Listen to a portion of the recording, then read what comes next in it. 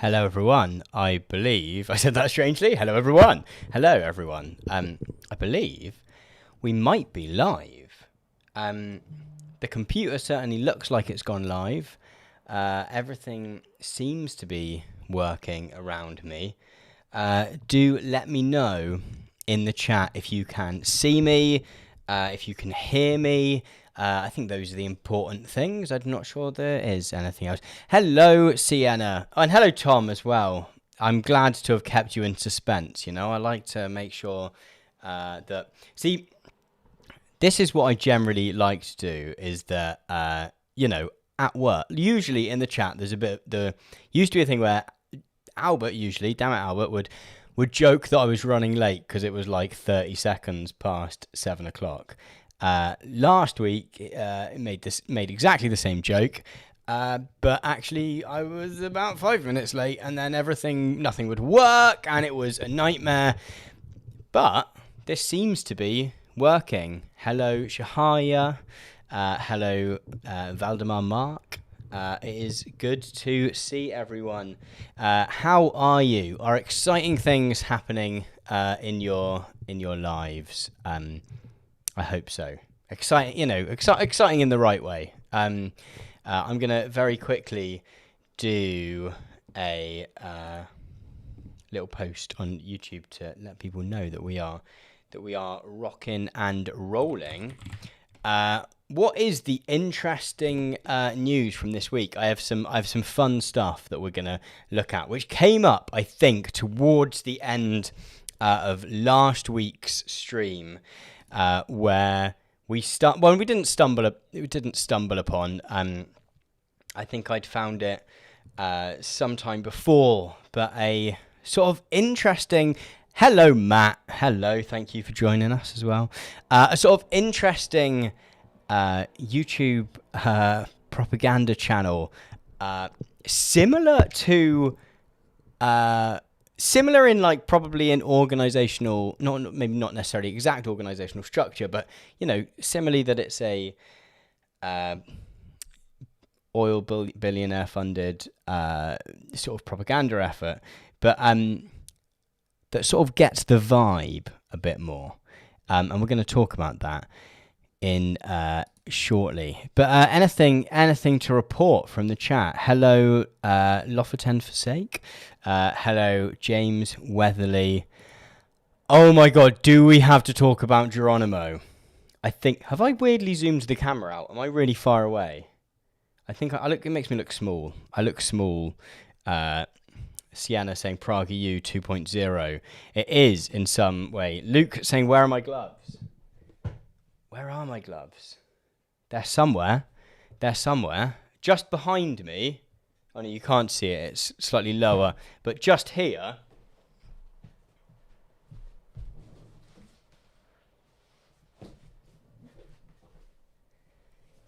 That is punch bag number 2.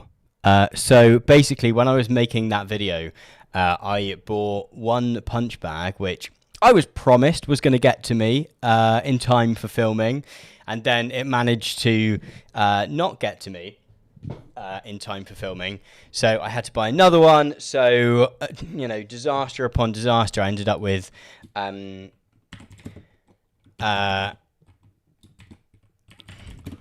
two punch bags, which I didn't particularly need one. My partner does generally get a bit healthily disgruntled that every time I make a video I just buy a load of shit and then it just exists in our house forever. So having two things, one of which ended up being completely unnecessary, was. I mean, it's. I'm trying to return it. It's been a whole thing, but we do have to talk about. I think we do have to talk about Geronimo before we get going. The third stream is now Wednesday.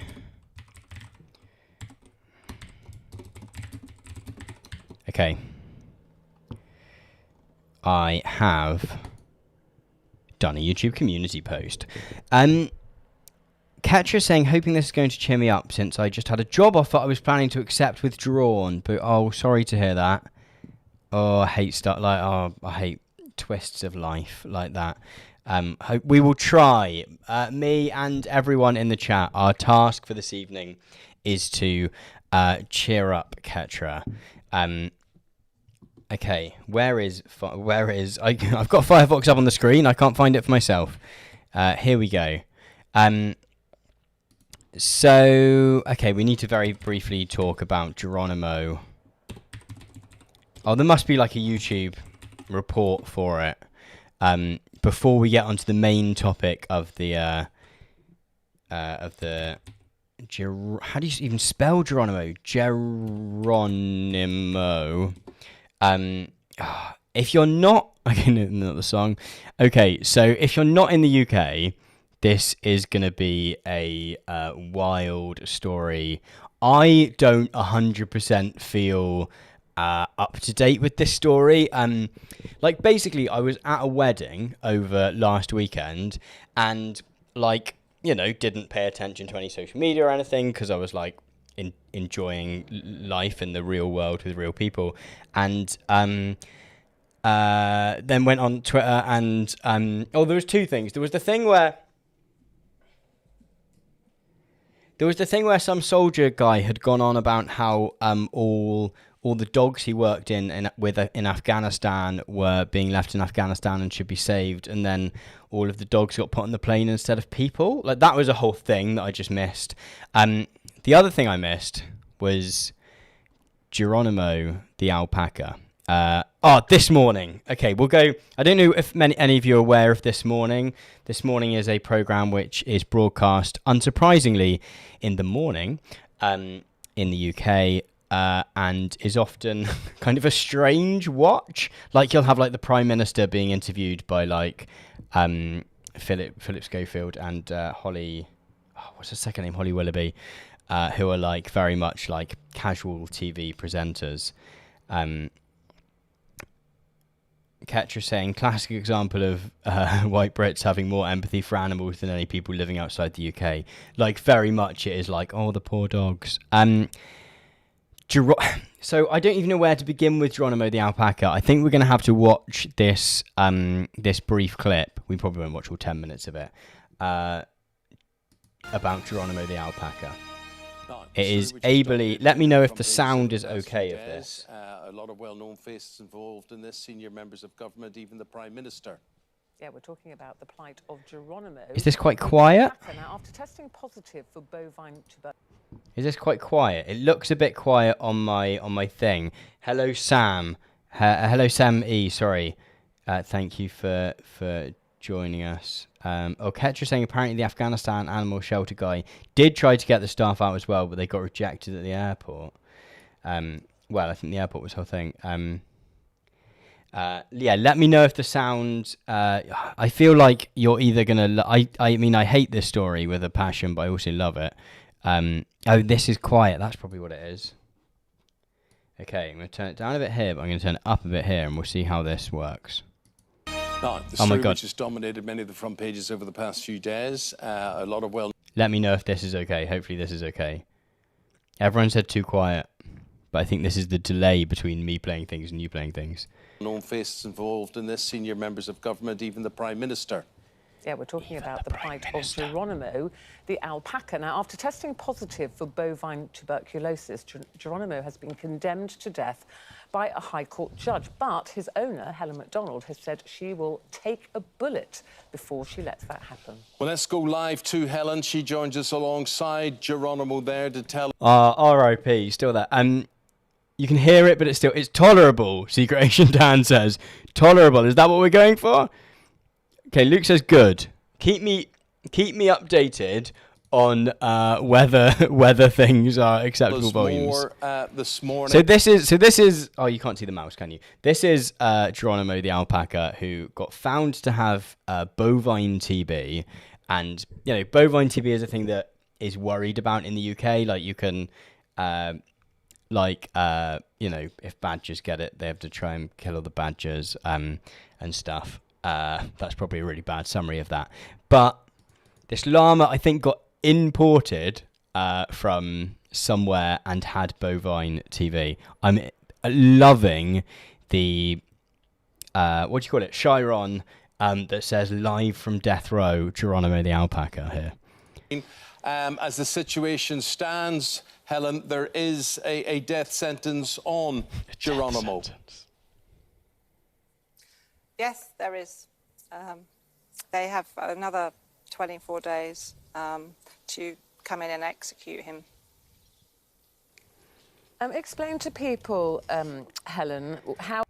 I love the way in which they use... and this... So when it...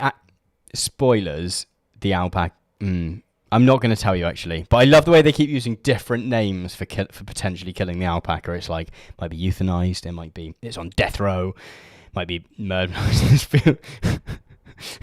It does... I think Shahaya meant to say that it feels like a bit, and it does feel like a bit. A skit.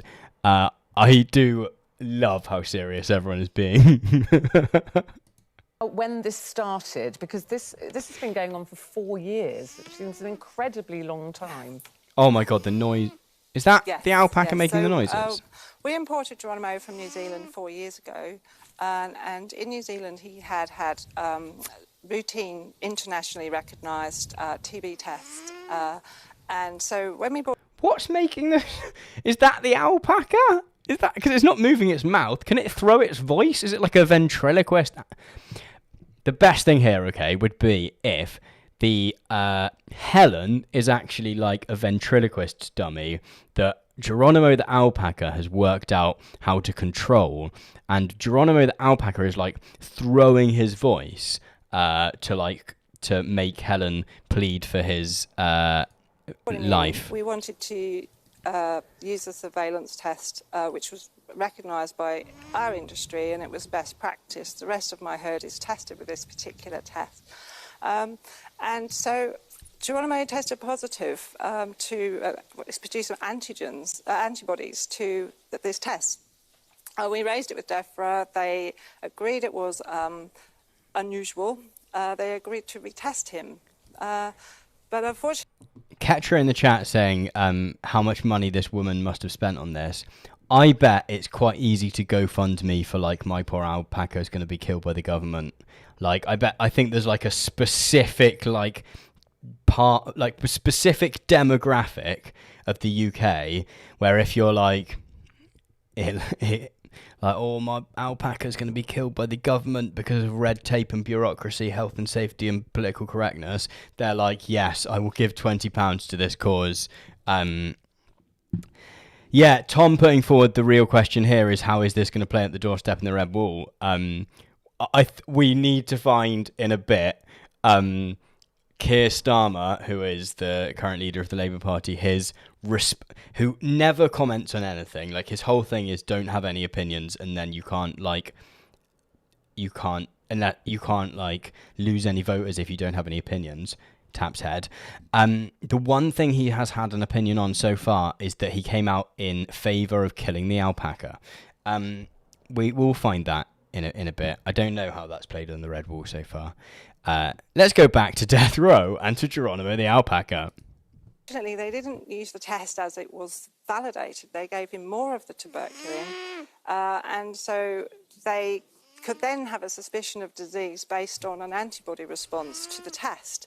And, people say he's failed 2 TB tests. He hasn't failed a validated test. Nobody knows... Sienna in the chat saying, I've voted Labour all my life, apart from at the last 5 elections. But Geronimo the alpaca, that's taking the mick. These woke bastards have gone too far. Now they've killed the wokes at DEFRA. The wokes at DEFRA, now they've killed Geronimo the alpaca. Ah, bloody hell. Got kicked in the head by an alpaca. Oh, my kicked in the head by a horse sound thing doesn't work. Okay, back to our alpaca. What the effect of tuberculin is in camelids. They're a unique species. They have a unique immune system. And so, I didn't want him to have any more tuberculin. That was the whole concern 4 years ago. And I was not allowed to not have it. So we then obviously started in dialogue and legal proceedings. And Is she suggesting that they gave him some tuberculosis? Is it like the test gave him? I don't know enough about animal pharmacology to completely. This feels like the most technical thing, the most technical discussion that has ever been had on This Morning. if the government have a suspicion of disease, no matter how it's created, then that's in law is what they can do. You've been... What I would like. Sorry. Very well You've been behaved fighting alpaca. this for 4 years, but last week a High Court judge has issued a fresh warrant to give access to the farm. Yes. So that representatives can come. What I don't understand is, like, as Ketra's saying in the chat, like, she's suggesting that they've had, like, this 4-year battle to, like, save the alpaca, but, like, but if they've had the 4-year battle to save the alpaca, then the alpaca presumably got tested as it arrived, at which point surely it wasn't their beloved alpaca. And someone said, I think, on Twitter, apparently alpacas are a great tax dodge as well.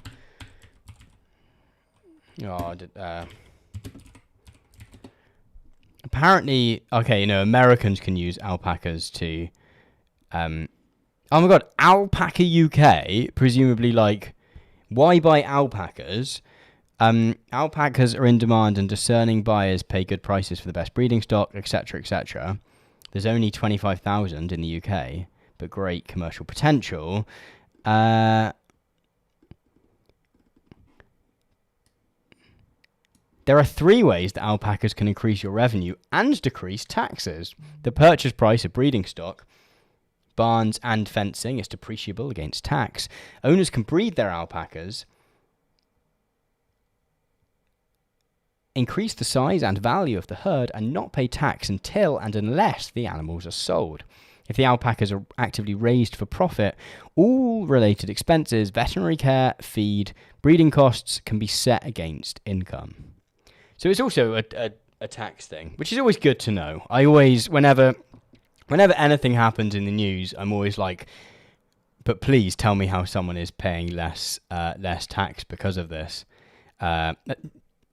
Sherbet Lemon, Shai saying tax dodging, my sympathy lowering. I think just the sheer, like, I think I would have been like, oh, it's sad that the alpaca's dying in, like, some sense, but the fact that this has been, like, the top news story in the UK for, like, over a week now means that I unfortunately don't quite have the... Is it just an alpaca pyramid scheme? You only buy them to breed them. Oh my god, right. So no, this is the tomatoes guy. Who's the tomatoes guy on Twitter? The guy that's like, you buy a tomato and then you... Oh, I'm never going to find this, am I? Like, you buy a tomato and then you breed the tomato and then you get more tomatoes. Where is it? Oh, where is it? And someone was, like, explaining about how you can have all the tomatoes. Here we go. This was the tweet from ages ago where the guy was like, you don't understand scale. Use $50 to buy 10 tomato plants. In 6 months, you have 250 tomatoes. Plant those into 250 plants. 6 months, you have 6,250 plants. Plant them. 6 months, like, this guy's, like, get rich quick scheme was agriculture, which is, as Sienna's saying in the chat, farming famously being an incredibly profit, famously turning a profit very easily, and never, ever, ever relying on any form of government subsidy. Okay, back to Death Row and Geronimo the alpaca. We'll get on to some YouTube propaganda shortly.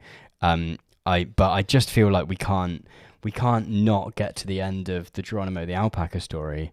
In fact, I feel like I often say that all of my YouTube videos have, like, the main video and then, like, a weird 5 minutes or 7 minutes at the end where I then go, like, and while we've talked about this, we could also talk about this slightly different thing and go off on a slightly weird tangent that actually, I often think it's more interesting than whatever the actual video is about. Streams, I think we always do the opposite. Is I always come on with a really clear idea of what we're going to talk about, and then someone mentions something, and I'm like, yes, we must talk about the alpaca. Anyway, back to death row. And I think it's a lethal injection or a gun. Now, you have said this is absolutely not going to happen. Who has been to the farm, and what do you intend to do now? Well, we had a visit from the police on Friday who wanted to find out, you know, what we were thinking, what the lay of the land was. We had. What is this noise? Like, where have they set up to film this? Like, I don't know. Like, surely if there's stuff in the other field, you go like, oh, can you just make sure that?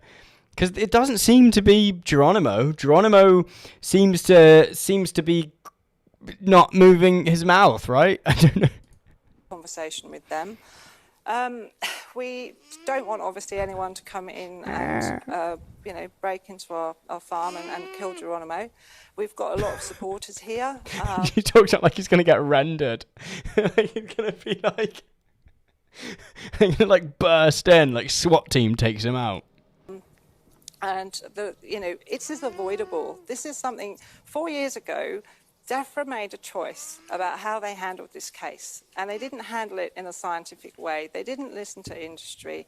And then we found out after this that they actually knew that this was a possibility. It's documented that false positives are produced on this test when they've had repeated injections of tuberculin. So the test isn't valid. And so what I'm asking you want for a definitive is test. You want a definitive test. I would love to know this woman's opinions on COVID. I feel like this has probably sent her off on a mad one, and she's now do you know, like, she's like, oh well, if DEFRA can't be trusted with the alpaca tests, then that bloody NHS either as well. Like, you can't trust them either.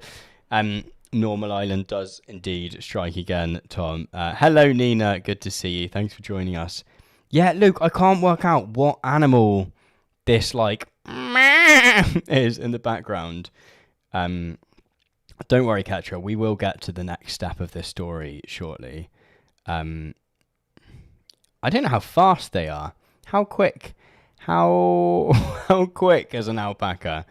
I mean, she seems to be worried that he's going to be like rendered or something. So, like in the middle of the night. And yeah, no one has cracked a smile in this entire news report. One way or the other, they're saying no, not for you. They're not going to treat you any differently than they would any other farmer. Now, there's a lot of farmers obviously have had to go through this. They've seen their herds wiped out. Geronimo. Okay, right. So, imagine being this this lady who's like moved to the countryside and started an alpaca farm as a tax dodge. Imagine being an actual farmer who like lived through foot and mouth disease and watched all of their sheep being like burnt to stop that. Like the 2002 foot and mouth disease, was it? I was 2001. Sorry.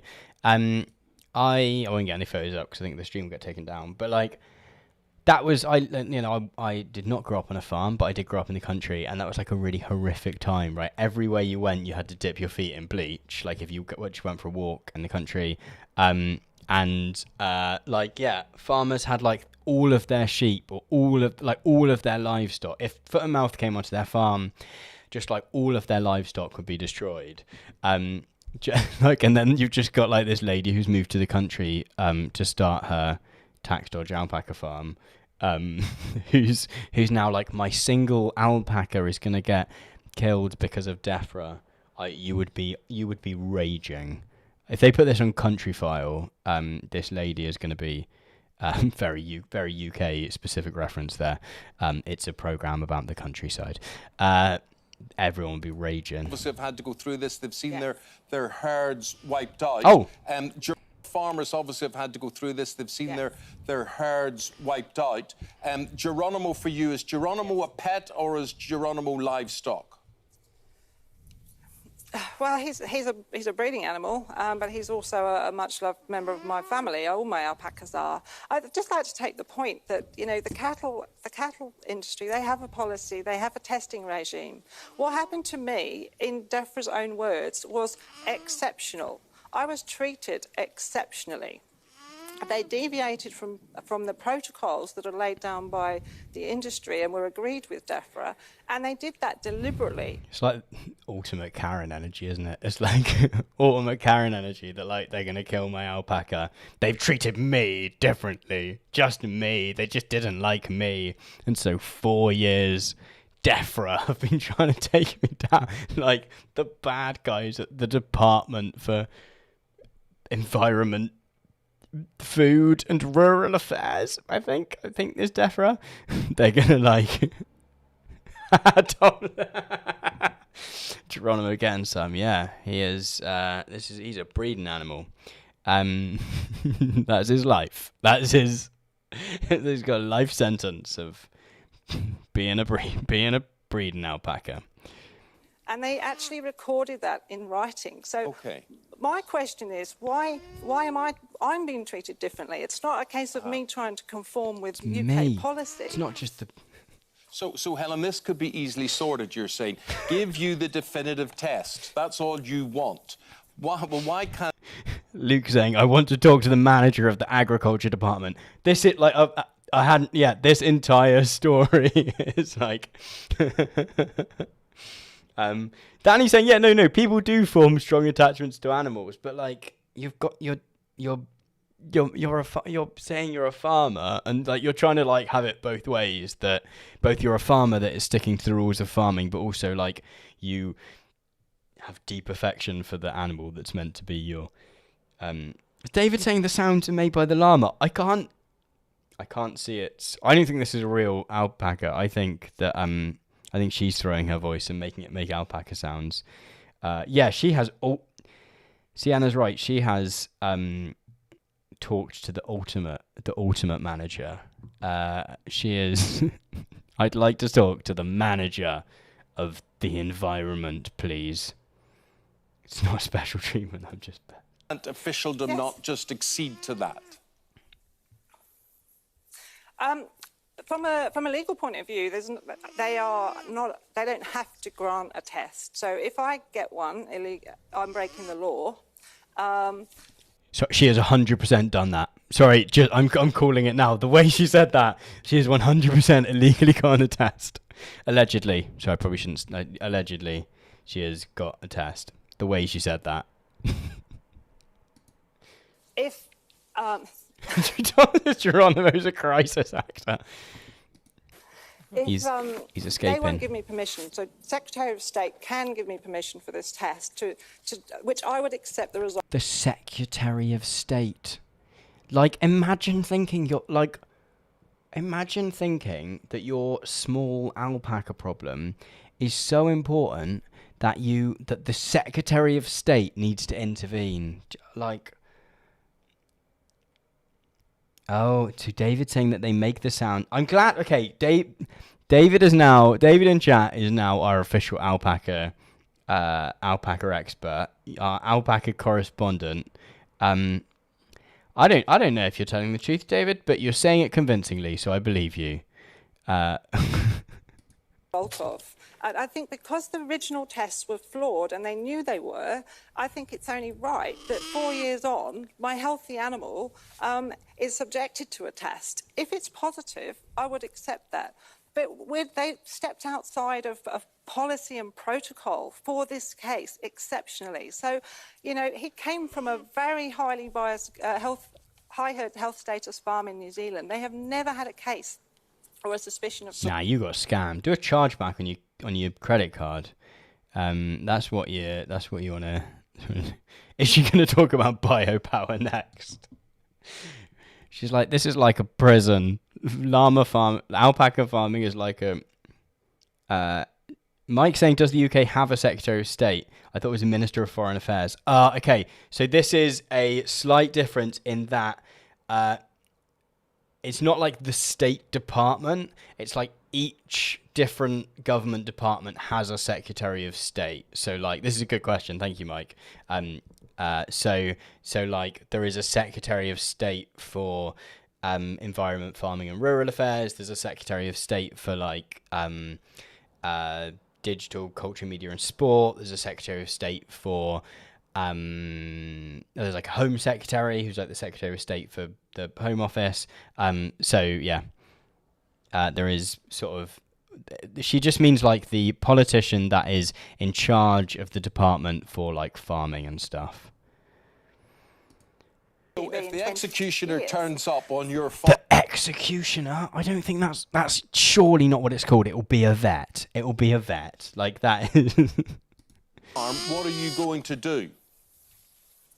I'm not going to break the law, but, you know, at the end of the day, I'm In Minecraft, what I do is... not going to be helping them execute my perfectly healthy animal just because officials decided to deviate from what was agreed in industry. You can like ride it off into the sunset. I just don't think that's fair. And I think, you know, if he was part of a validated testing system and that is what had happened to him, we wouldn't be having this conversation today. Well, the Environment Secretary, George Eustace, has said that he has looked at the case several times over the last 3 years. Why? Why is he wasting his time on... I think he's from nearish me, which would make sense because the countryside. And gone through all of the evidence with the chief vet, other experts, and he says, sadly, Geronimo has tested positive twice in a highly specific and reliable test. So you're saying it's not reliable, he's saying it is reliable. So what happens next? Well, you know, I don't know how he can say that because the highly reliable test that he's... You're welcome for the explanation, Mike. Sorry for assuming that everyone would have the same knowledge there. quoting is actually an Enfoplex test, which is what Geronimo had, but without any tuberculin. So the statement that he's making is... This feels like, you know, if you like, I don't know, you need a new duvet, say, and you... Oh, no, right. You need a new washing machine. And you start off, you're just like Googling, like, washing machine. And you don't know anything about washing machines, because of course you don't, because none of us need to know anything about washing machines, because they're just a thing that lives in our kitchen, and you put the clothes in, dry, and they come out damp, and then you put them on the line, right? And then, like, you spend 2 weeks looking up washing machines, and by the end of the 2 weeks, you're like, oh, well, so the drum on this one, it's a titanium drum, and that's a fantastic drum. And also, its heating mechanism is actually, that's electric. It takes in cold water. It's not one of the models that takes in the warm water. And it's got many different modes, this one. It's a 8-kilogram model. That's actually quite a large model. And, like, suddenly you're, like, a weird expert on, like, washing machines. Who's, like, down the pub telling all your friends about washing machines because you're, like, weirdly obsessed. That is what this feels like, but just about alpaca stuff. Tom's saying, does she have a bit of an Australian accent? She almost does have a bit of a... Maybe, is she from New Zealand? Is that where the alpaca love comes from? It's false, I'm afraid. And, you know, the evidence is not there. They've had 4 years to produce evidence to appease me and make me agree to euthanize. /washing machines. Oh my god. Has anyone seen... Oh, no, yeah. No, so this is like... will I be able to find it?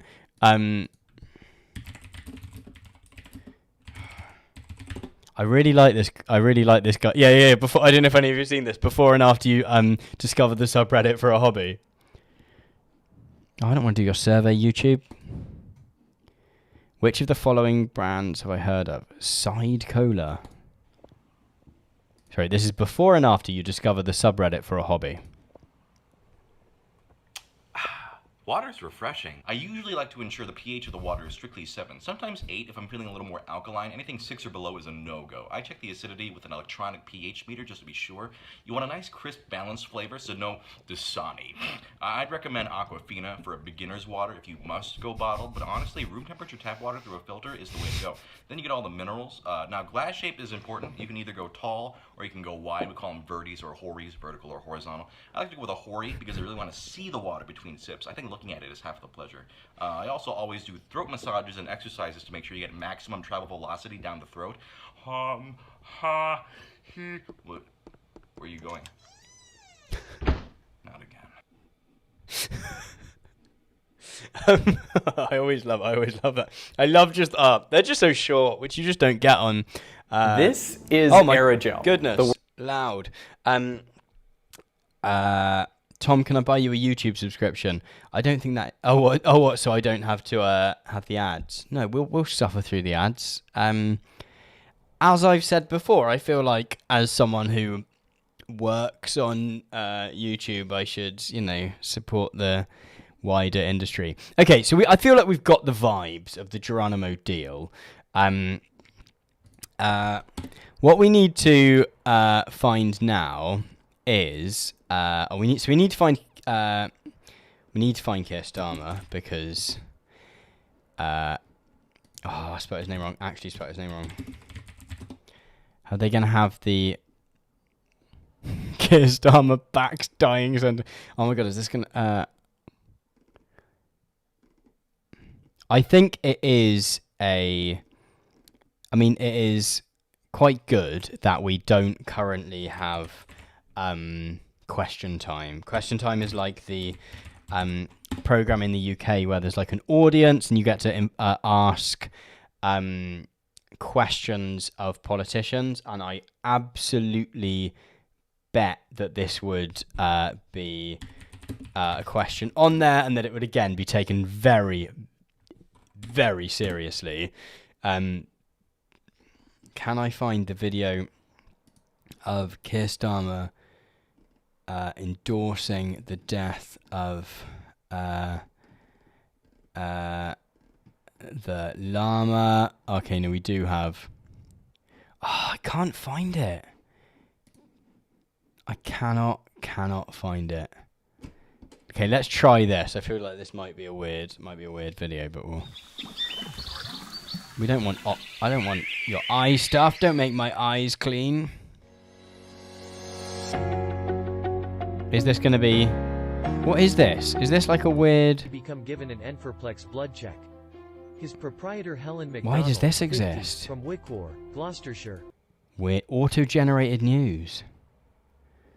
I'm not going to find it. Anyway, so Keir Starmer, who generally avoids having any opinions on anything at all, was like decided that this was the hill he would die on, is that Geronimo the llama must die, which of course everyone thought was ridiculous. Cannot find it at all. But then the next thing that happened was Geronimo. Oh no, that's going to go straight. Where is it? I've lost it now. Okay, here is. No, it's not. Okay, this will be on YouTube, surely.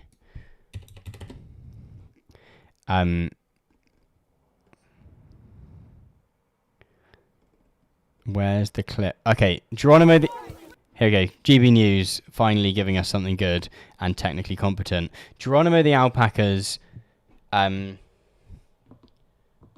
it paused or something? 2 seconds. Let me just fix Firefox because it seems to have gone a bit weird.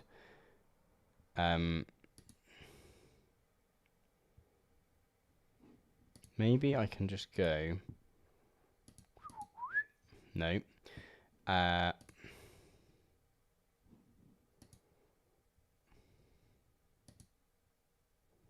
No, okay, it did load. Okay, so this is Geronimo the Alpaca's final moments of freedom, because I'm afraid that Geronimo the Alpaca was sentenced to death. GB News sharing with us the final. People have really rallied around this.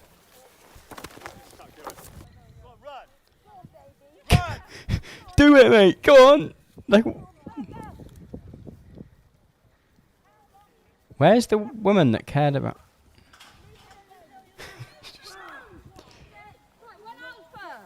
So many police. Why are they filming? Like, what kind of like insane? Like, they're gonna be like, oh, I did a police violence on the alpaca. Like, I don't know what.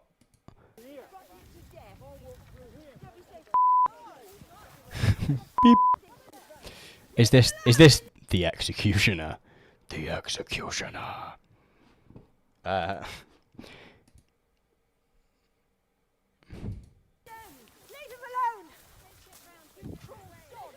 Is she spraying them with a water pistol? Because I feel like the vet, like, I don't know, if there is a role for the police, it's to stop crazies spraying vets with unknown liquid. Like, that seems very dangerous. Leave them alone. Leave them alone.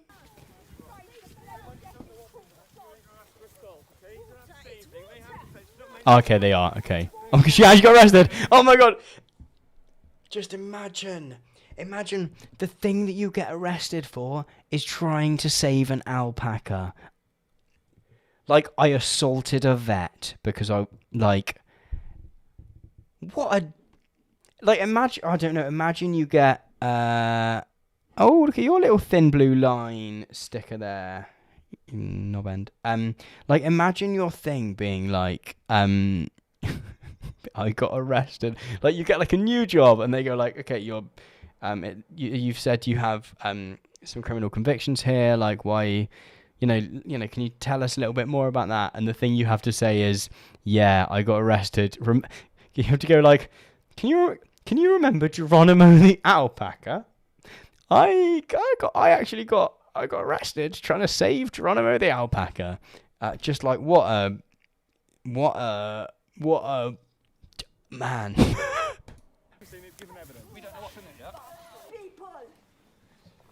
the whole world. Do you realise you're all over the world? What death has done to this country?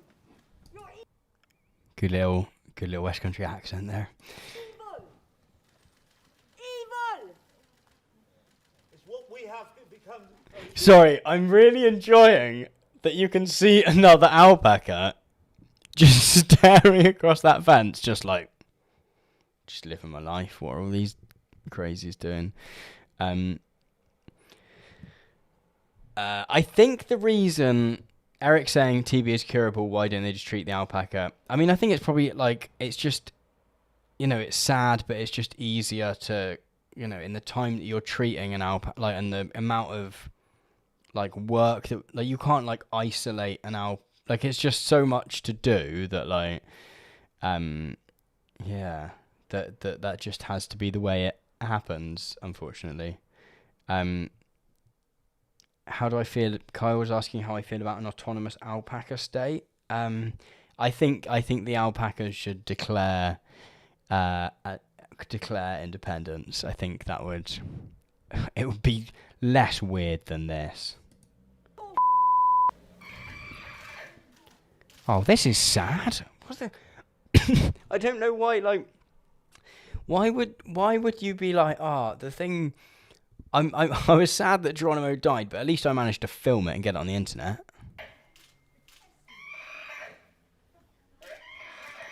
Oh, we're not watching this. This is mean. Anyway, so the final update to the story is, fantastically, this is, I think this, I like to mark this as the 2020's invasion of Iraq, that it turned out that Geronimo the alpaca might not he might not have TB after all.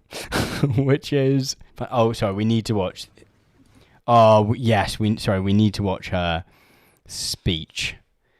This sounds fantastic. I've not seen this. Geronimo was a blessing in my life. He touched the world. He was loved and was precious to very many people. What? And he lives on. I miss him, but I will do him the honour. So they're just trying to finish the sentence being like, justice, the honour of... Yeah, yes, Paul. Yeah, there is a dodgy alpaca dossier somewhere. For him and making sure his legacy lives on for all animals.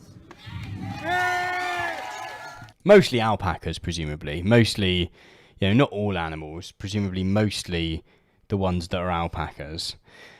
I just can't. Okay, what should?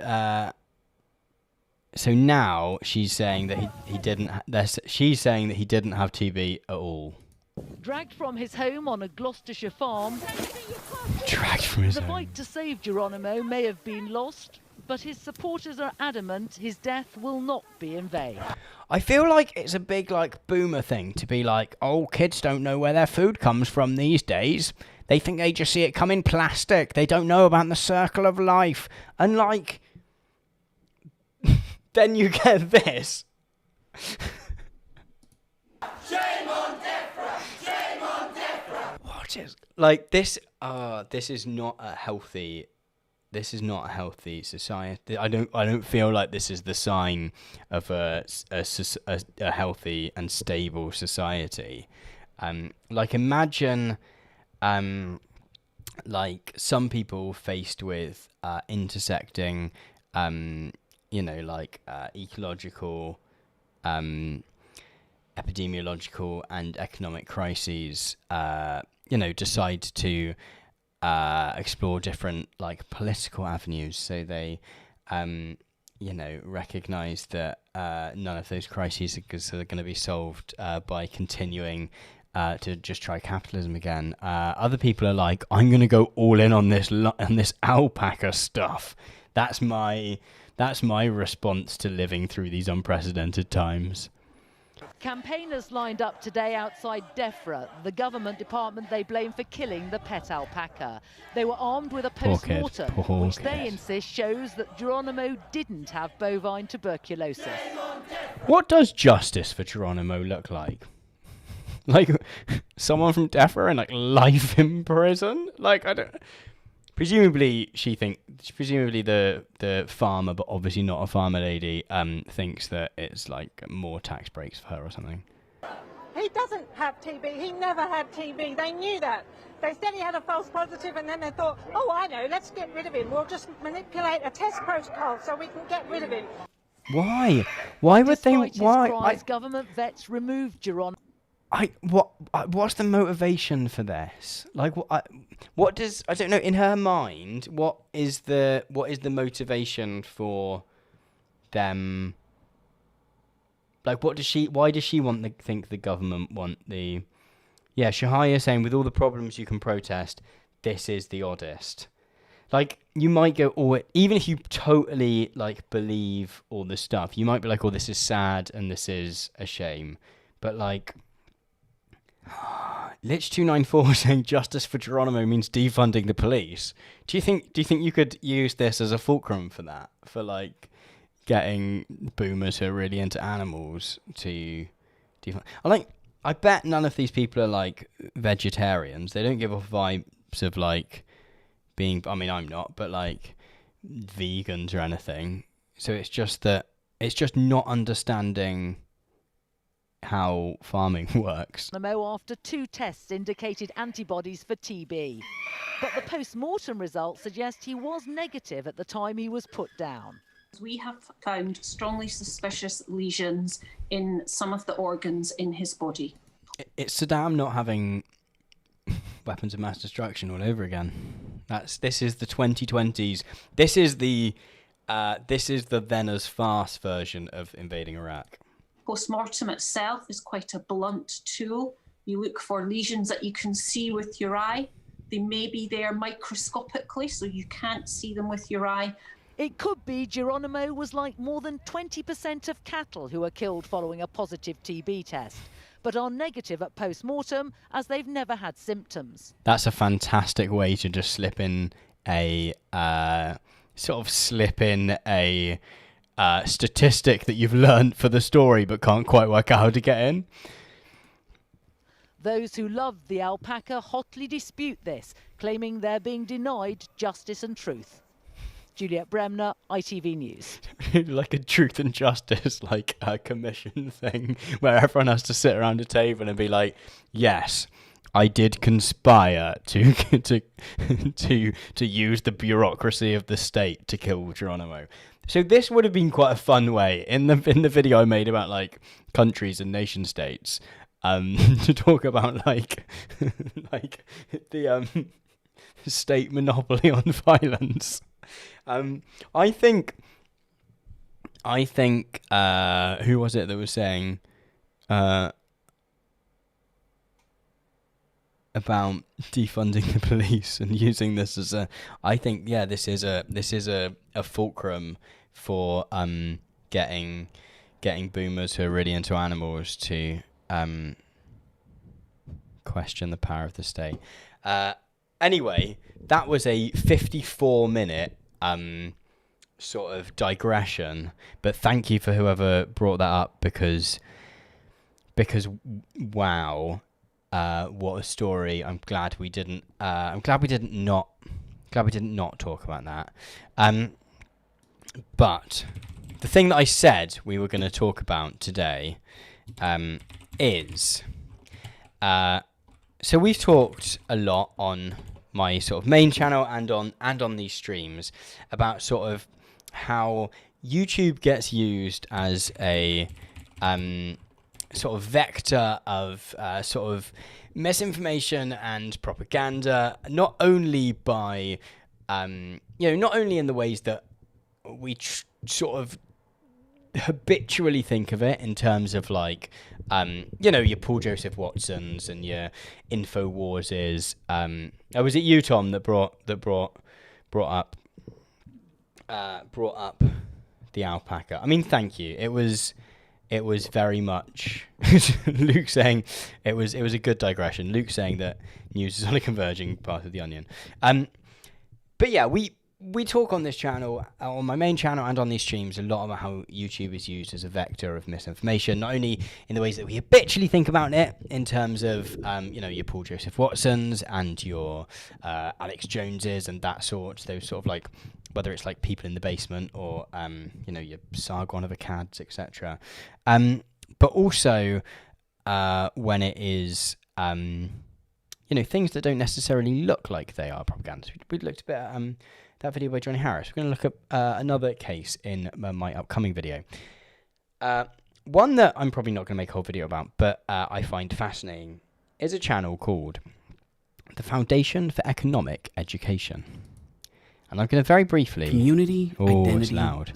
And this is what we're going to talk a little bit. We're going to watch a few of their videos. I've not watched a huge amount of their videos because I wanted to save it to react live, to chat about it live with you guys. But I'm very quickly going to sort something out with the camera because it looked like it might have a problem in a second. And then I'm literally going to be 2 seconds. I might even keep the microphone on so I can keep talking while I sort this. We're going to be back any second.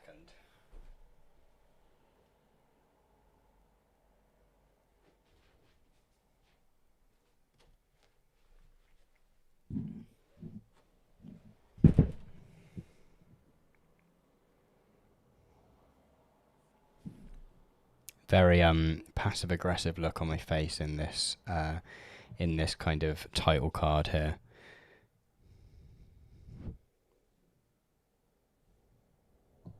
Okay, I'm back. Sorry, everyone. Technically, in terms of like technical stuff, we have been much more successful this week than we were last. It was an absolute nightmare last time. As those of you that were just nothing would work. It was mostly because I'd had my kit out on location, as I'm gonna very grandly call the friend's shed that I filmed the boxing video in. I had all my kit. I had to take it all there. So like all the stuff where like usually the lights are just in the cupboard on the stands ready to go, and like I know where everything is in the house. I was suddenly like, oh, I don't know where anything is, and then nothing would work. So far this week we've done all right. Yeah, sorry, I'm back. You can't do misbehaving because I'm here. So the Foundation for Economic Education. I think in terms of like institutional context, you can think of as being a little bit like PragerU, okay? In the sense that, you know, this isn't folks in their basements making sort of nonsense, making, you know, in their parents' basements, you know, talking into a webcam, ranting. This is actually quite a fleshed out and, dare I say it, professional outfit. Sorry, I've not got it up on the screen. This is what their channel looks a little bit about. Unlike PragerU, the Foundation for Economic Education actually has quite a history, and does sort of exist outside of just its YouTube channel. So it was actually founded in 1946. You know, they didn't even have the internet then, as a libertarian think tank. Danny is saying in the chat, the first thing they did was publish a pamphlet called Roofs or Ceilings, The Current Housing Problem by Milton Friedman, which was pushing to get rid of New Deal rent control. Yeah, so they were very much involved in like Friedman stuff, and one of the famous things that they published was an article by... Was it a poem? Isn't it in like poetic form by Leonard E. Reed called I Pencil, which essentially talks about how, I can't think when this was first. When was this first published? Does it say? It wasn't 2015, as it says there. This was the guy that founded the organization. When was this published? Oh, 1958. And essentially, it's all about how no individual could tell you how to manufacture a pencil. Okay, so it's sort of, the idea is that look how complex our economy is. And in fact, a few weeks ago, oh my God, I love the fact that what is it with these sort of like neoliberal think tanks? And like Friedman does this a lot, where everything is super duper sort of catastrophizing, that on the first page of this essay, the introduction to this essay about an essay about how pencils are made, we have a quote. Oh, sorry, it's not up. We have a quote. Let's scroll down so you can see that. Discussing Maximilian Robespierre, which is amazing. So yeah, it sort of talks about like how...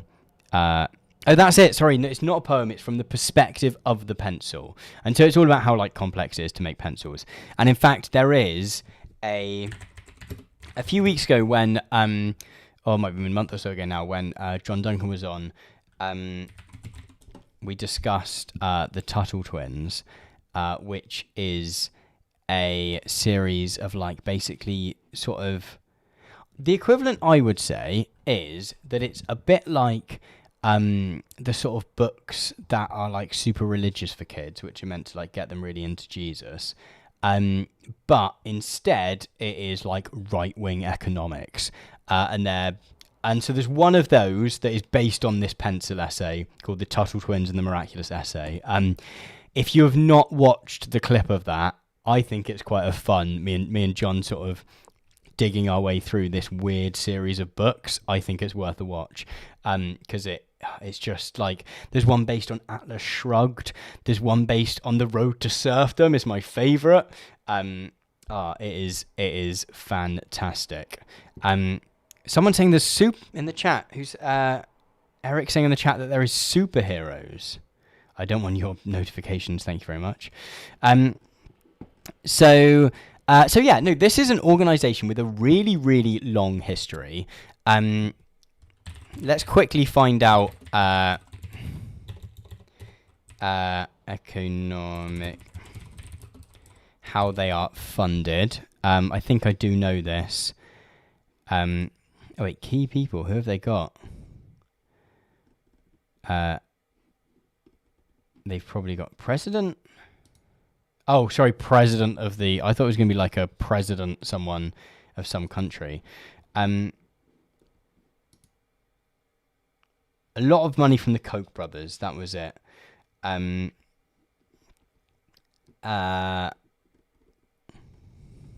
what is this? Source Watch.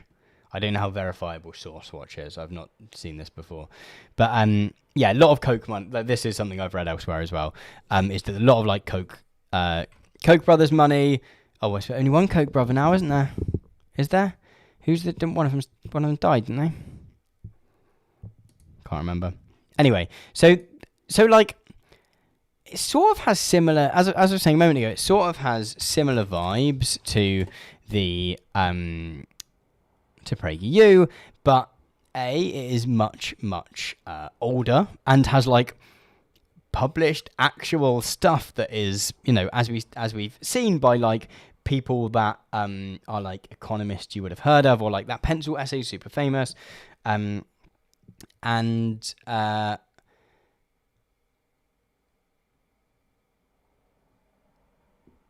so I'm just looking through the chat. Oh, he is dead. He is dead, apparently. Secret Agent Dan has confirmed, but his money lives on. I can't remember which one it is. Who, Caleb and Sophia? Are they the Tuttle Twins? Are they the... what is the name of the Tuttle Twins? I feel like we need to... quickly need to find out what they're... I love the fact... Yeah, people ask, are the books religious? They're not, but they just have that vibe. It's interesting. They're very much the kind of books which they're hoping that, like, you know, someone picks up for their kid or for, like, a nephew or niece or something. And, oh, no, they're called Ethan and Emily. Ethan and Emily is the name of the Tuttle Twins. But yeah, so it's both predates PragerU by quite a lot, but also it interests me in the fact that they get the vibe of YouTube much better.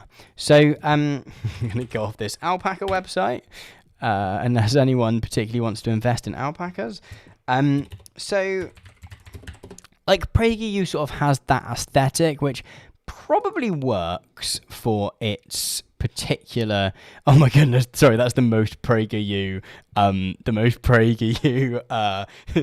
heading that has ever existed. What radical Islam and the woke have in common. That feels very much like their dream heading. I think we have to watch that now. I don't think we can not watch a video called What Radical Islam and the Woke Have in Common by PragerU. Okay, we need to watch this. I feel like this is going to be absolutely Lich 294 saying of the thing that they feel that they sort of get this credibility because it is slightly better presented than PragerU. It feels it's which is the reason that think tanks exist, right? So like World Economic Forum we've talked about before, or like Institute for Economic Affairs, or like Heritage Foundation in the US. Like, these organizations exist to sort of look as though they are sort of independent research organizations which carry out important stuff, but in actual fact, are just funded with like petrodollars, and are very politically partisan. Okay, let's watch. I don't think we can not watch a video called What Radical Islam and the Woke Have in Common by PragerU because it's perfect. This, I don't know, we've not watched it yet, but this feels from its title just like the purest distillation of the vibe of PragerU. We've got to watch this. There were many American heroes on 9/11, but the greatest were the passengers and crew of Flight 93. Not only did they avert what Al-Qaeda planned, a direct hit on the White House, but they also embodied Patrick Henry's credo, give me liberty or give me death. I don't know. I feel like that I just find it really uncomfortable when people try and like put, like, unless people were like deeply political in a particular sense and they specifically said something, I always find it really uncomfortable when people try and apply their own political views to someone who has died. I read a book recently by someone who is very much on and of the left, which engaged with ideas of cancel culture, when they talked about Mark Fisher's essay Exiting the Vampire Castle, which generally not a fantastic essay, I would say, but very much reads as though it was sort of written in the heat of some internet drama, but then sort of goes, and only 4 years later he died. He died by suicide. So maybe cancel culture actually played a role in his dying. And I was like, this is a lot to really read it, particularly when someone died quite relatively recently still. Felt like really, just filled me with ick. I really didn't like that. Vitamin Luke saying the passengers didn't sign up for the possibility of death as well. Yeah, so, I don't know. Are they incredibly heroic? Absolutely. I find it just a bit. Henry's credo, give me liberty or give me death. Do those words still have a meaning in America today? For 2 decades, I've spoken out against those strands. Sorry, I'd forgotten what the date was. So yeah, of course, for context, this video was published on the 6th of September 2021. Of Islam that gave rise to Al-Qaeda. In this fight for freedom, I have faced many death threats. Yet, I have always consoled myself that in the US, freedom of conscience and expression were paramount values. It was partly for this reason that I moved here and became a citizen in 2013. Oh my goodness, is she going to be like, I escaped Al-Qaeda, but now I've got the woke mob. It never occurred to me that free speech would come under threat in my newly adopted country. In 2014, I was invited to receive an honorary degree at Brandeis University and then ungraciously disinvited. Even when I first encountered what has come to be known as cancel culture, I didn't fret too much. I was inclined to dismiss the alliance of campus leftists and Islamists as a lunatic fringe. Wait, so who... What's her name? I don't...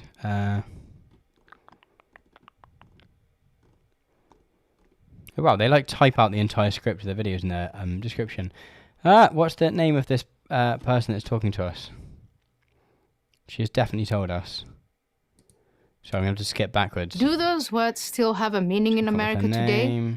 For 2 decades, I've spoken out against... Ayan Harsi Ali. See, what actually happened here? What is the... Okay, her whole thing appears to be tweeting about the wokes.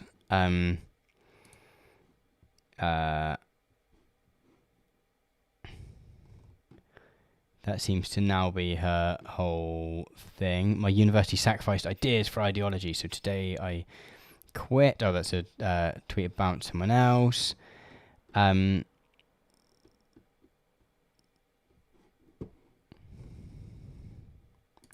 What is the... I don't know what the deal is with her.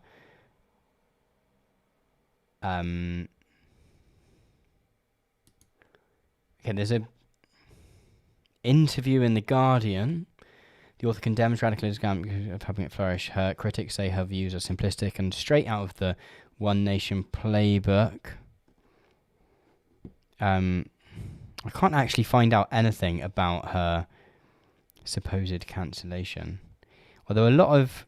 interesting that a lot of... even the New Statesman has given her some voice. She's got a new book out, she must do. Author and activist. Talking about...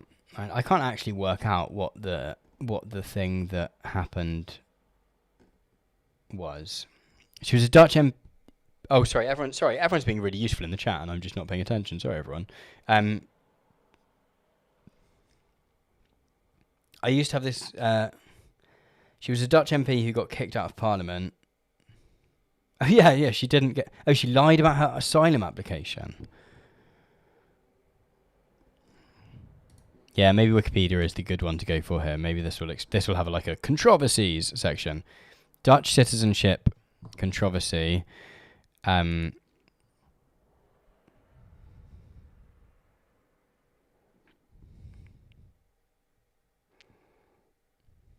Oh right, so she got. She basically said she was claimed refugee status, and it turned out she'd been living comfortably in upper middle class conditions safely in Kenya with her family before she sought refugee status in the Netherlands in 1992. So she admitted that she lied about her full name, date of birth, and the manner in which she had come to the Netherlands, but persisted in saying she was trying to flee a forced marriage. She then moved to the US to work for the American Enterprise Institute. Oh yeah, she resigned from Parliament after admitting that she lied on her asylum application. So is this why she...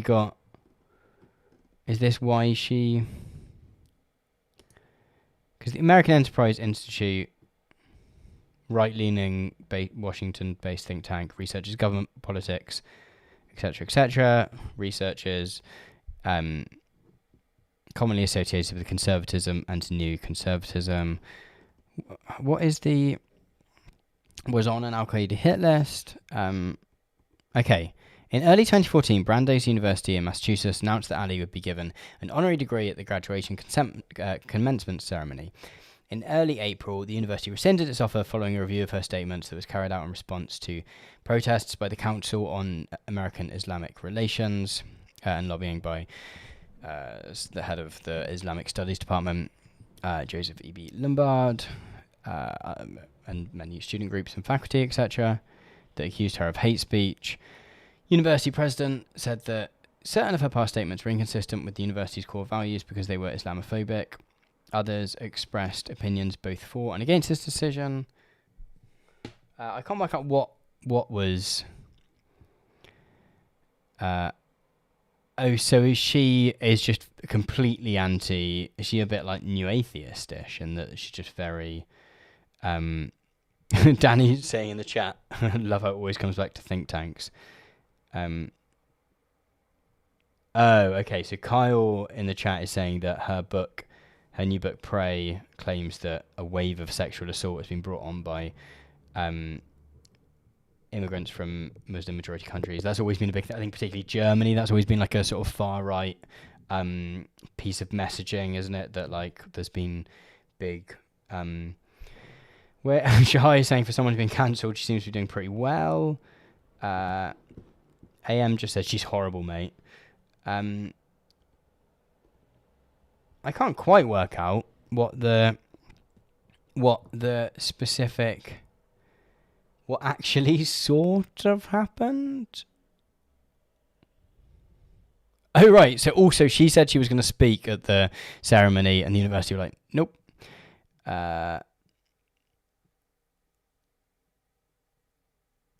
I can't quite work out. Southern Poverty Law Centre has accused her of being an anti-Muslim extremist. Sounds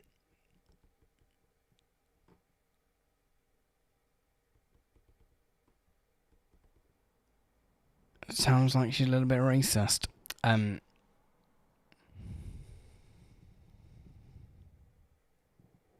Okay, I can't quite get to the bottom of this, but anyway, we'll see what more she has to say. It's those strands of Islam that gave rise to Al-Qaeda. In this fight for freedom, I have faced Islam that gave rise to Al-Qaeda. Research fellow at the Hoover Institute. In this fight for freedom, I have faced many death threats. Yet, I have always consoled myself that in the US, freedom of conscience and expression were paramount values. It was partly for this reason that I moved here and became a citizen in 2013. It never occurred to me that... Sounds like it was because you were embarrassed out of the Netherlands. Sounds like it was probably because every time you went anywhere, people were like, "Oh yeah, that person that said they were a refugee," and actually you were like. So when right wingers are like, "Oh, all the refugees are actually lying and they come from safe places," like she is the person that has done that, but will get embraced because it serves a purpose. Free speech would come under threat in my newly adopted country. In 2014, I was invited to receive an honorary degree at Brandeis University and then ungraciously disinvited. Even when I first encountered what has come to be known as cancel culture, I didn't fret too much. I was inclined to dismiss the alliance of campus leftists and Islamists as a lunatic fringe. They are not the fringe anymore. Many on the left, academia, the media, and now even the corporate world have... That's the left. That's when I'm asked to sum up the left, I generally go, the media, and now it's even the academia, world. the media, and the corporate world. All the comrades there. Have inculcated in a generation of students an ideology that has much more in common with the intolerant doctrines of a religious cult than with the secular political thought I studied at Holland's Leiden University. Oh, so Holland also tends to be very, almost like extremist in its secularism, I think. I think I'm right in saying. A bit like France, where France likes to do stuff like ban the burqa in like public places, and like any like religious iconography in schools is generally banned in France, I think. So it goes to like a really, like it becomes this really, really extreme sort of like secularism of not even like freedom of religion, but like absence of religion. Which is interesting for PragerU, because isn't like aren't they usually quite into religion? So Prager is Jewish by the sounds of it. Like PragerU is generally quite into religion, is my understanding of it. But now they're suddenly all for secularism and religious liberty. You can't be free without it. So yeah, including religious material, but also using the word religion to describe things is also to describe it as bad. In the debates after 9/11, many people sought to... Did that graphic pre-exist on their on whatever software on whatever package of designs they've bought? Because that's interesting. Materialist explanations for the attacks. The Deep. Jihadis lacked educational and employment opportunities. They were angry at American foreign policy in the Middle East. And yeah, the second one maybe, but I don't think anyone was like, what they really needed was a degree. I don't think anyone was going that the thing. Luke's asking, am I pro anti-religion or anti-pro-religion? Just sort of quite let everyone live and let live, sort of.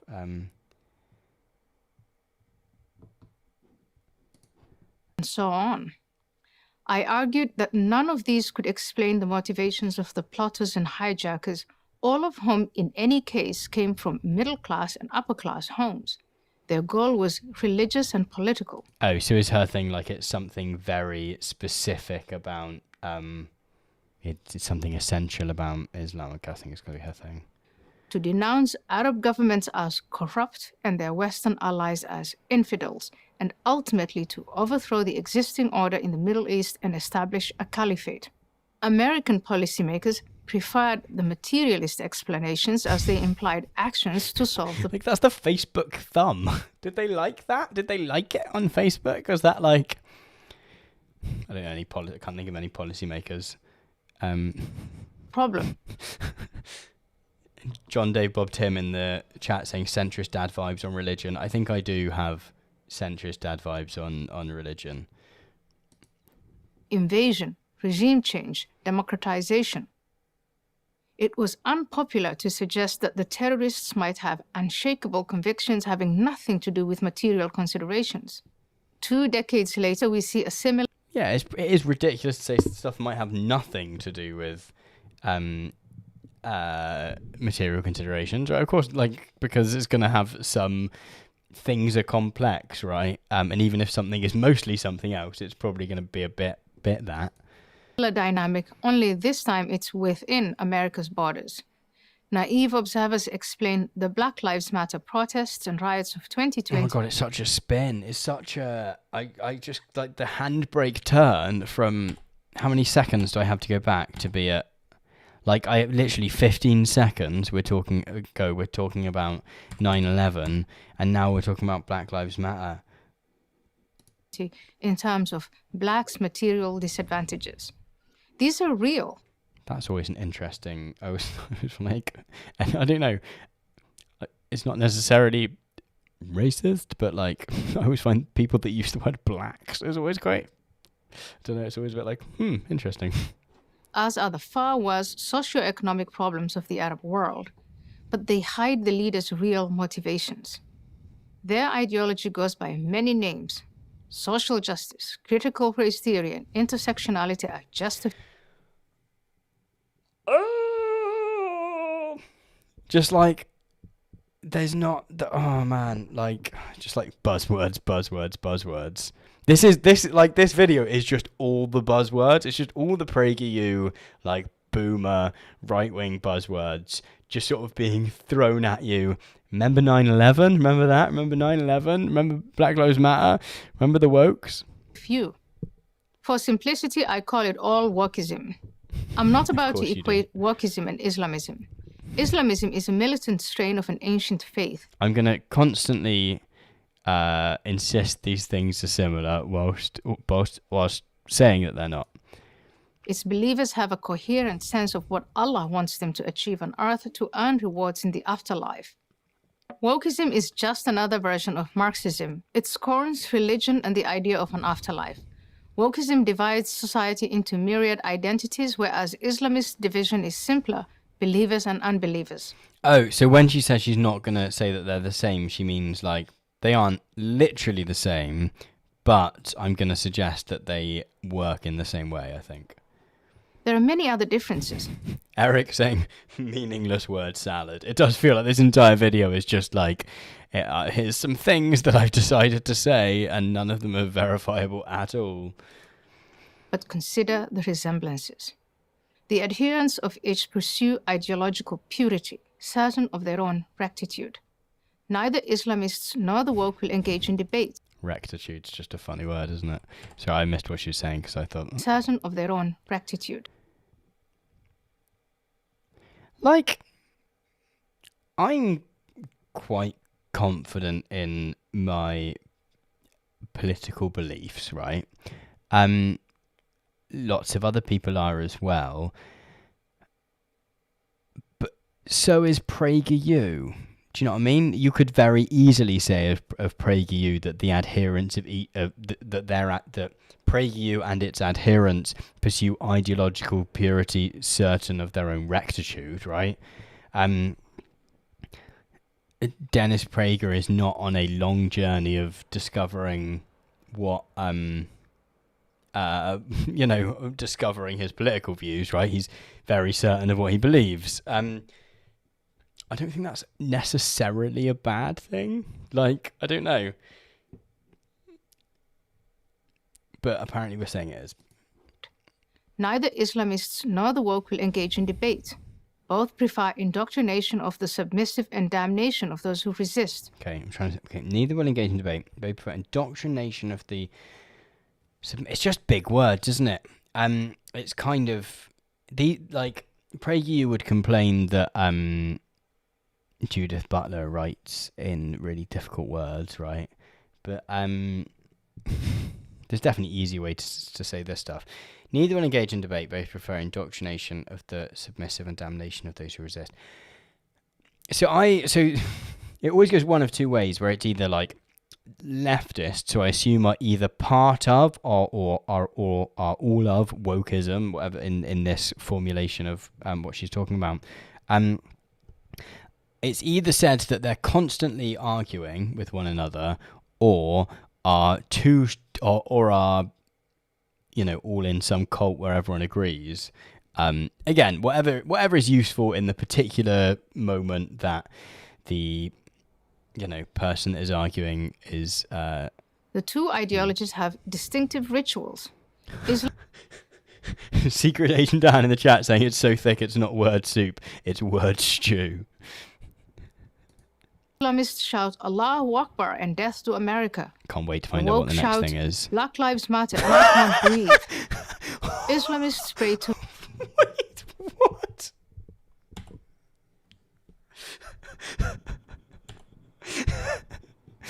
Sorry, this is fast. Islamists shout Allahu Akbar and death to America. The woke shout Black Lives Matter and I can't breathe. Islamists pray to Mecca. Definitely the same. What a slide. Imagine putting this together. Imagine putting this together and being like, yep, I've nailed it. I have really, I can really go home proud today. Oh my goodness. Death to America is the same as I can't breathe. Black Lives Matter is the same as, I mean, even like Allah Akbar is not a definitively like that is not like interchangeable with death to America, right? That is like is it like glory to God or something? Yeah, Lich294 in the chat saying how terrible to say Allah Akbar. Allah Akbar. I will not learn what this means. Yeah, Eric Big saying, in actual fact, I've written an article which is coming out shortly, I believe. I will share with, I'll tweet it when it comes out. But which, as who was saying this? Which, as Eric Biggs was saying in the chat, like, no one defines themselves as woke, only the sort of opposition to the left or to anti-racists or to, like, whoever is specifically, like, it's them that uses the words, which means that they get to sort of define it in way, like, however it is useful to define it in that moment, and whoever they want to include in that moment at any point. Yeah, Eric saying Allah Akbar means glory to God. I'm pretty sure that's right. In fact, there was a bit. What was it? Was it the Times that had a bit about like? It's called it's called The Workplace, not The Woke Place. I think it should be The Workplace, not The Woke Place. And they were trying to imply that like wokeness now was people who didn't think that everyone should go back to work after COVID. They go back to offices yet from COVID. And it was like, this feels like a stretch, even after like some of the more stretchy uses of the term woke. Morgan Edit saying they really were the same after all. Checkmate, people. Yeah, it does very much feel like she was like, they're not the same. But also, are they? Maybe they are. Interesting. Islamists pray to Mecca. The woke take the knee. Both like... That's the same. Burning the American flag. Both take offense at every opportunity and demand not just apologies, but concessions. Islamism... You didn't get your degree and you got annoyed. Like, what? That's... People are allowed to get annoyed. Like, I'm not claiming affinity. Well, I don't. But like, oh man. Invades against blasphemy. Wokeism wants to outlaw hate speech. Oh, I hate wanting to outlaw hate speech. Like, imagine that. I know that like this is really hard because in the UK, like there is now. You know, we have imported we've not imported. There's always been an element of like culture wars in both countries, but like some of the language of the US culture wars gets imported into the UK. As well as woke, we have like notions of freedom of speech, which generally haven't existed in quite the same way in the UK. Like actually, generally we've like hate speech has been understood that it is a good thing that you can't do a hate speech, whereas in the US, there's a bit more like, free speech fundamentalism. But just imagine thinking those are the same. That's like... Islamists use the word Islamophobia to silence critics. The woke do the same with racism. But those words aren't used the same. Like, you can't interchange one with the other. And also, like... Use the word Islamophobia to silence critics. The woke do the same with racism. Okay, I think I can understand why a lot of scholars of Islam are not so keen on her now. Both ideologies aim to tear down the existing system and replace it with utopias that always turn out to be hellish anarchies. Islamic State in Raqqa, the Capitol Hill Autonomous Zone in Seattle. Both are collectivist. Group identity trumps the individual. I'm gonna talk about this in an upcoming video. We're gonna talk a bit about collectivism and ideas of collectivism and individuals, and just sort of Cold War extreme individualism, just like the ways in which that became everything had to be, if you're not individual, that individual is always good, collective is always bad, never the twain shall meet, right? Which I sort of talk about a little bit about in my cancel culture video, definitely in the final couple of sections. I think it's been a little while since I made it now, but the final couple of sections I talk a little bit about those discussions where also how you describe people as collectives or as individuals is partly discursively constructed as well, right? You can describe the woman that has made this video as an individual, or you can talk about her as a collective, as part of the American right and as part of the PragerU system, etc. Danny Federman has said, what is the historical and academic history of the understanding of speech in the UK versus the US? That's a big question to ask in this moment, and one that I would not want to answer without a huge amount of Googling. But generally, in Europe, more generally, the understanding has been that hate speech is, that you have freedom of expression, but that hate speech is bad, as opposed to the US, where everything is sort of free speech and everything has to go. So I talk about that a little bit in the cancel culture video, but I'm going to talk about it through the lens, I know I've mentioned this a few times, through the lens of the Queen's Gambit, which is the Netflix series from last year, because I love to make super topical videos. John Dave Bob Tim has said, oh yeah, I saw a vid responding to your cancel culture vid. It was bad. I think a friend showed me that, actually. A very short clip from it. It was some kid who called me a loser at one point, I believe. Let me know if that's the same video, because I was I think I'm unlikely to watch videos that involve someone towards the beginning calling me a loser. But yeah, I was at their house, because we were going to stay at a friend's house for a few days, and he was is the same friend whose garage I recorded the boxing video in, coincidentally, and it was oh, I've seen a video of someone being not very nice about you, and I was thank you for letting me know. I really want to know about that. But yeah, no, I wasn't yes, I'm going to go back and watch someone being horrible about me. Any possibility of doing a short video about the John Birch Society? It's not in my immediate plans. I've probably got about, at least 3 or 4 months of videos worth planned at the moment, so I try not to, if I make too much of a list, then the ones that I like end up not happening anyway, because things capture my attention. Both tolerate and often glorify violence carried out by zealots. The grievances of Islamists and the woke aren't merely economic, and they won't be satisfied with jobs or entitlements or any other blandishments politicians are willing to offer.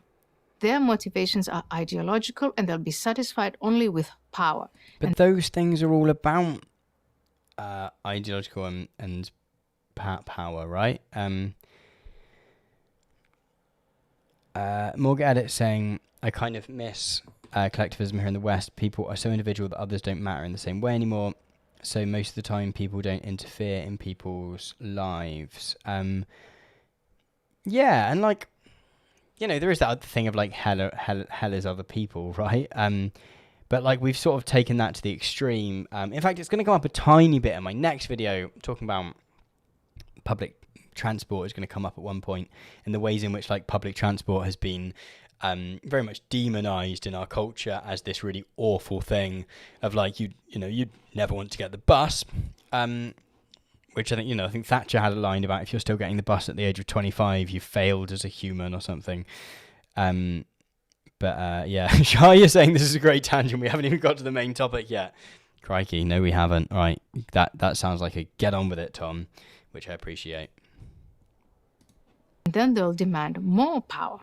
I cling to the hope that most Americans are still willing to fight and, if necessary, to die to preserve our freedoms, our rights, our customs, our history.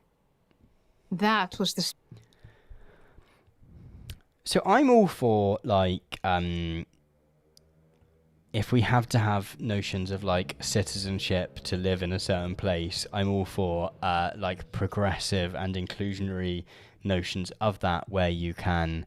where the story of a country is the evolving story of stuff that happened in that place, whether that was by people who had long ancestry in that place, or whether it's people that arrived and did cool stuff. But didn't she move to the US like a handful of years ago, and now she's like, yes, our history. I'm really worried about our history. Our rights, our customs, our history. When did she move? When did she move to the US? Particularly because like that would be the position that PragerU would take, right? It said life in the US. Okay. She's had 15 years. But like... That was the spirit of Flight 93. We need... I forgot that even came up. I would be... to summon that spirit again. I am... That... What? Wait, what? That's not a... let's take the country down with us. Let's take the country down with us to think. Nicholas Wickstead in the chat has said, check comments. Okay, let's see what we've got. I feel like me doing these streams is also a process of folks in the chat teaching me how to do streams. So many people are going to be triggered by this video. Let me make some popcorn. Do you think people actually sit there and like be like, ha ha ha? These are the times the tri-men souls, the summer soldier and the sunshine patriot, will in this crisis shrink from the service of their country. But he that stands it now deserves the love and thanks of man and woman. That's like, it's Thomas Paine. Thomas Paine would not be on the side of PragerU, like famous, Republican, and I'm not sure he was quite a socialist, but was like very much sort of like leaning that way, right? Was I think his parents were like corset makers, I think, and then he went to France and was part of the so he went to France, and I think he was in the didn't he get voted in? Wasn't he like the only non-French person to get voted into the French thing? Can't think of now. What's it called? Into the like I can't find it now. What the like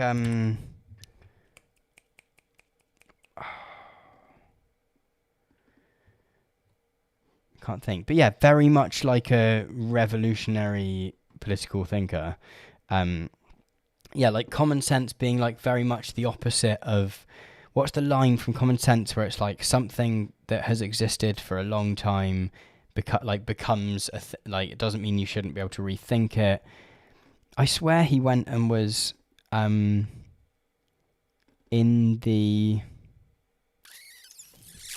what was it called, like the sort of government of the he was elected to the National Convention, to despite not being able to speak French.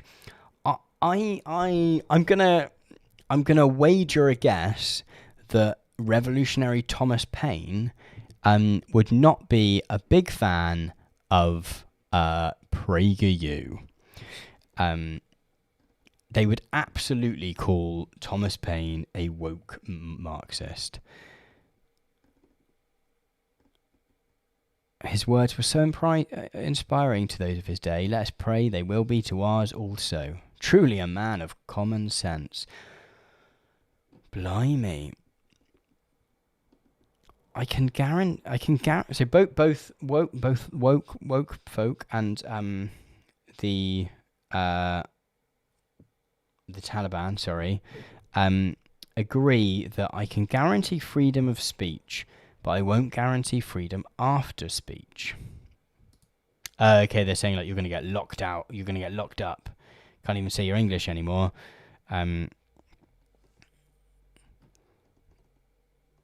What makes me cringe more than anything are all the corporations jumping on the woke bandwagon so quickly. It's always so I always think it's really interesting the difference between like sort of left critiques of like woke, if we must use that word, like woke capitalism, and like right critiques of it. In the left wing critiques of it are a bit like, it's a shame that this whatever this company is suggesting that they'll give like a tip of the hat, like a sort of nod towards racism being bad, but then won't think about the ways in which their company is entirely led by a board of white men, or the ways in which pay inequalities, but that's the critique from the left, is that you're sort of gesturing at these things, but you're not actually doing anything about them. The critique about the critique from the right is that they don't want those things to happen at all. Like that, actually, anti-racism itself is bad. Oh my god! Everything woke turns to shit. Donald Trump. Is that an actual quote of his?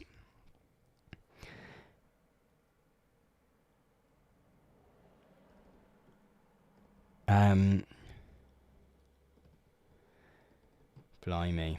Okay. Anyway, so we've talked about. So we have really done tangents tonight. We've been going for an hour and 3/4, and we've not quite hit. Hersey Ali, research fellow at the Hoover Institution at Stanford for Prager University. Thank you for watching this video. Why are they allowed to use the word university? I think in the UK, like, university is a protected term or something. Like you would, I don't think, I might be,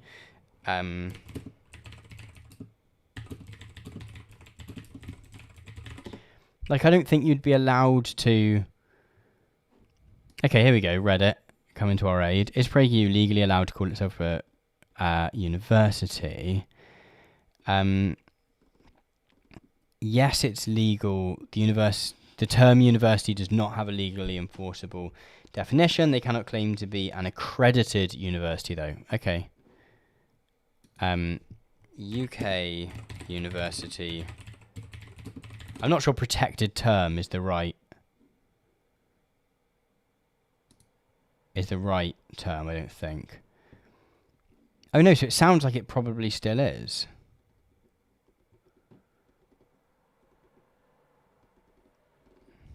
Yeah, no, it sounds like, so in the UK you wouldn't be able to do, which is interesting because it's interesting if something's online, what does that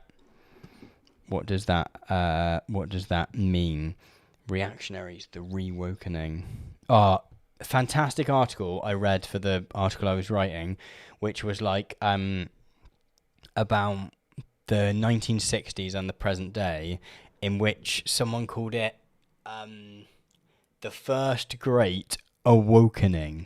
They called the 1960s, which I thought was fantastic. Just great wordplay. So we talked about PragerU, but like PragerU has this specific aesthetic, right? Which probably does appeal to a specific like genre of boomer, right? That this really simplistic thing where we get little animations and we get things like, this is what the news looks like, essentially, right? The animations generally aren't very good. They're very simple, very on the nose. It's very much like, I talk about the thing and I show you the thing, right? It's like, the problem is pens, and a big picture of pens comes up, and it's never like more complicated than that. And there's some more recent ones on PragerU where they have actually started to branch out. There's obviously the fireside chat things. Oh my God, they got a kid show. Oh dear. Leo and Layla's History Adventures with Adam Smith. Okay, we're not gonna. I think it's these ones. Stories of Us. Are the ones that, like, these look a bit more. Okay, so what the hell is error? These videos look a little bit more.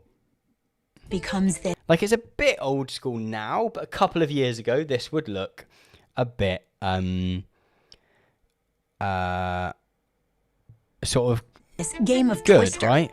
That this, it looks like it's a studio. It's not the like horrible green screen thing. For salon, and name-checked Dennis as this right-wing radio host. Like, it still does the occasional thing where it'll be like almost like the video version of like a pull quote. I'm a conservative because I believe in tolerance. Like, this is still pretty ugly, but like the thing on the side. Oh, sorry, I'm not showing it to you. But like, these are generally like a little bit more. Start to look at least a little bit better, even if they're a bit cheesy. However, the Foundation for Economic Education has really like, yeah, sorry, Joshua, I've worked out now that you couldn't see it. Thanks for letting me know in the chat there. But so this channel has sort of worked out the vibe of YouTube much, much better.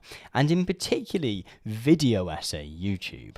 And so all their videos are like based around pop culture stuff, right? So based around like a film that's come out, or based around like some sort of pop culture thing which is in the sort of popular consciousness at any time. And so they've sort of worked out a little bit, and it doesn't look bad, right? If this only looks good to a certain set of boomers, a lot of this stuff actually looks quite decent, but very much comes from the same political space. So, for example, they have a video about Black Widow, a good thing to do when Black Widow is coming out. But if you're a follower, it's actually a video about how socialism is bad. We're gonna watch some of it. Follower of our behind the scenes podcast. I've not watched this properly yet. But this is about how, what's his name that plays Hopper out of David Harbour. You know, so they'll take something that makes it look like it's going to be a essay about a film, but they'll like make it very much about right-wing politics. And like some of it feels like more recently they've become a bit more. I'm not sure on the nose is the right word, but they've sort of like lent into their actual politics a bit more. Whereas a little bit older, whereas a little while ago it tended to be a bit more like gets you in first. But we've also got to watch The Subtle Socialism of Jurassic Park. But let's find out. I've not seen Black Widow yet either, but let's take a little look. J. Paul said, "I'm a little scared about that genocide video." I don't know if we'll touch upon that. That seems like it might be. Oh, is Disney praising Chinese genocide? That seems like a yikes. I don't know. I've not seen the film that they are talking about.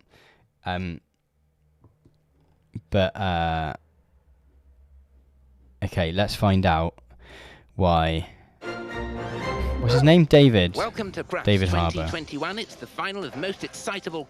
If you're a follower of our behind the scenes, although I love the fact that they've got subtitles baked in. That feels like, you know, there's at least one thing about YouTube that you don't get. You don't know how to do subtitles that are not just part of the video. Podcast, you'll know that I wasn't particularly Let me know if volume is still okay, by the way, on the video. Impressed with Black Widow. I didn't hate it, but from its poor character development, forgettable villain, and Natasha's invincible plot armor, to its surprisingly mediocre CGI and illogical storytelling, there was a lot wrong with that movie. On top of that, its release was easily 5 years too late for it to be much more than a 2-hour promo for Disney+. So it wasn't really the moving send-off that character deserved. So this video isn't really going to be about Black Widow. I like the fact that they at least tell us that it's, you know, just being like, no, this video is not actually about the thing I said it's about. Nor will it be about Scarlett Johansson's lawsuit, or even the disconcerting decline of the MCU in general. So I love the thing about like, I'm not massively hooked on the Marvel Cinematic Universe, but I love the fact talking about its decline when disconcerting isn't. I think Thingy Bob and the Five Rings, I think, has been super with what's his face from Kim's Convenience. I think has been huge. Like actually, has been hugely successful and like critically acclaimed. Decline of the MCU in general. Although, like, you know, culturally, it has been a long, long time, and all of the main characters have sort of left a little bit, haven't they? So no need to worry about spoilers. However, there is something that I think is really important to talk about that is connected to the movie. David Harbour's bafflingly poor decision to confuse the ideology of his fictional character with good real-world ideas. I don't know this character. I don't know this character at all. So someone with more of a Marvel knowledge will have to let me know. So today, I'm going to explain exactly... I can't wait. ...why socialism and communism are just the absolute worst on this short edition of Out of Frame. Oh, also, be sure to stick around to the very end of the video for a cool announcement. You won't want to miss that. But with that out of the way, let's get into it. I think just the like disconnect between reading like the history of the Foundation for Economic Education, like in that like long trajectory of like, you know, publishing economists who you know, are very right wing, but at least like have and actually, you know, have an element of hyperbole to their work. If you think about like Milton Friedman, the way in which he talks about like tyranny and stuff like that, when he's actually talking about like, I don't know, maybe the state runs the buses. Like just the contrast between that and this. Nicholas in the chat saying that the Russian Captain America. Yeah, but I can't remember what the character's called. For those who haven't seen it yet, Black Widow adds a layer to Natasha Romanoff's backstory. We've known since Age of Ultron that she was trained in a brutal environment called the Red Room. But in this movie, we learn that she also spent some of her childhood in Ohio as part of a fake family of Russian spies. Black Widow's opening scene set up a lot of the plot and introduce us to Natasha's sister, Yelena, her mother, Melina, and most importantly for our purposes, her father, Alexei, played by... I don't think they're her real family from the scare quotes there. Oh, Red Guardian, Joshua says. The Red Guardian. Cool. Thank you. Thank you for your... Eric saying the last movie I saw was the first Guardians of the Galaxy. Yeah, I tend to watch them occasionally. I'm not, like, super hooked into them. I've not watched much. I've not watched any of the TV programs, actually. And I sort of feel like I'm out of the loop now, so I'd have to watch them all. Although I do enjoy the Guardians of the Galaxy. Actually, I have seen all of those so far, I think. David Harbour. The four of them were sent to America in order to steal something from a government laboratory. And once they do, they mount a daring but ultimately very confusing escape to Cuba so they can bring that MacGuffin back to Russia. We also learn that Natasha's fake father, Alexei, is actually a super soldier codenamed Red Guardian. When we meet back up with Alexei later in the movie, we learn that in spite of his successful mission, he was unjustly sent to prison, where he spent the last couple decades recounting stories of his supposed glory days. He's also got Karl Marx tattooed across his knuckles. Meanwhile, the young girls he'd raised... Someone was saying that it's a bit of a joke in the... Who was saying that? Oh, Joshua was saying it's a Soviet Captain America is mostly played as a joke in the film. Don't know about the comics. Sounds like the kind of thing that probably like initially was very much not a joke, and now they have to be like, it's a joke. John Dave Bob Tim saying more communist than Bucky. I mean, Bucky gets sort of like won back relatively quickly, doesn't he? In the at least in the films. Raised as his daughters for 3 years, got brainwashed and tortured into becoming elite assassins, working for a man named Dreykov. Great fake parenting, Dad. Even so, I can appreciate that Alexei believed he was doing the right thing for the girls and for the socialist ideals he had been fighting for. As Red Guardian, Alexei probably had to be a true believer in the communist promise of the USSR. From a character standpoint, that part makes sense. But you know what doesn't make sense? David Harbour, the actor, supporting the... Okay, no, that does not seem like a particularly serious character. If they're just getting like all of those darts put into them. David Harbour, the actor, supporting the same ideas. During the marketing lead up to the movie's release, in an interview with British newspaper The Guardian, Harbour expressed agreement with his character's political philosophy, saying, "I don't know that there's anyone who could disagree with socialist ideology. If you work at Starbucks and you make the coffee, then you should own it. You're the one making the coffee." Ugh. Now, That's not like. I was like, this is meant to be like a think tank, right? This is meant to be like a grown up. Like, I feel like I'm a. Like, do you know what I mean? I make YouTube videos. I'm allowed to be the person that just goes like, and rolls my eyes because I don't have to be a serious person, right? But the whole point of think tanks generally is to dress up your just completely political partisan nonsense and make it seem like it's like really official and like that you're like professional and all this, but just like just seems to like undo that work. You should own it. You're the one making the coffee. Ugh. Now, to his credit... Okay, things to get added to the soundboard is whoever this guy is from... It's going in the notebook. It's going in the YouTube February 2021 onwards notebook.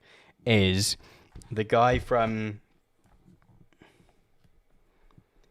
the Foundation for Economic Education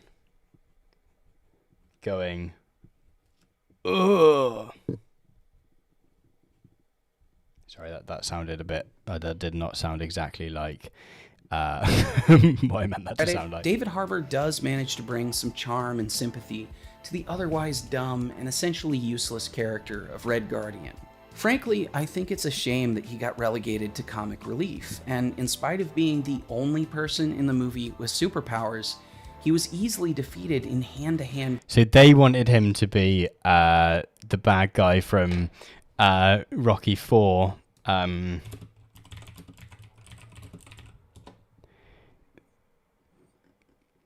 No, not I May Destroy You. Good TV program though. I feel like it's I Must Break You. Sorry, they wanted him to be this guy. The Russian towers above the American. It's a true case of David and Goliath here. Where's he gonna be?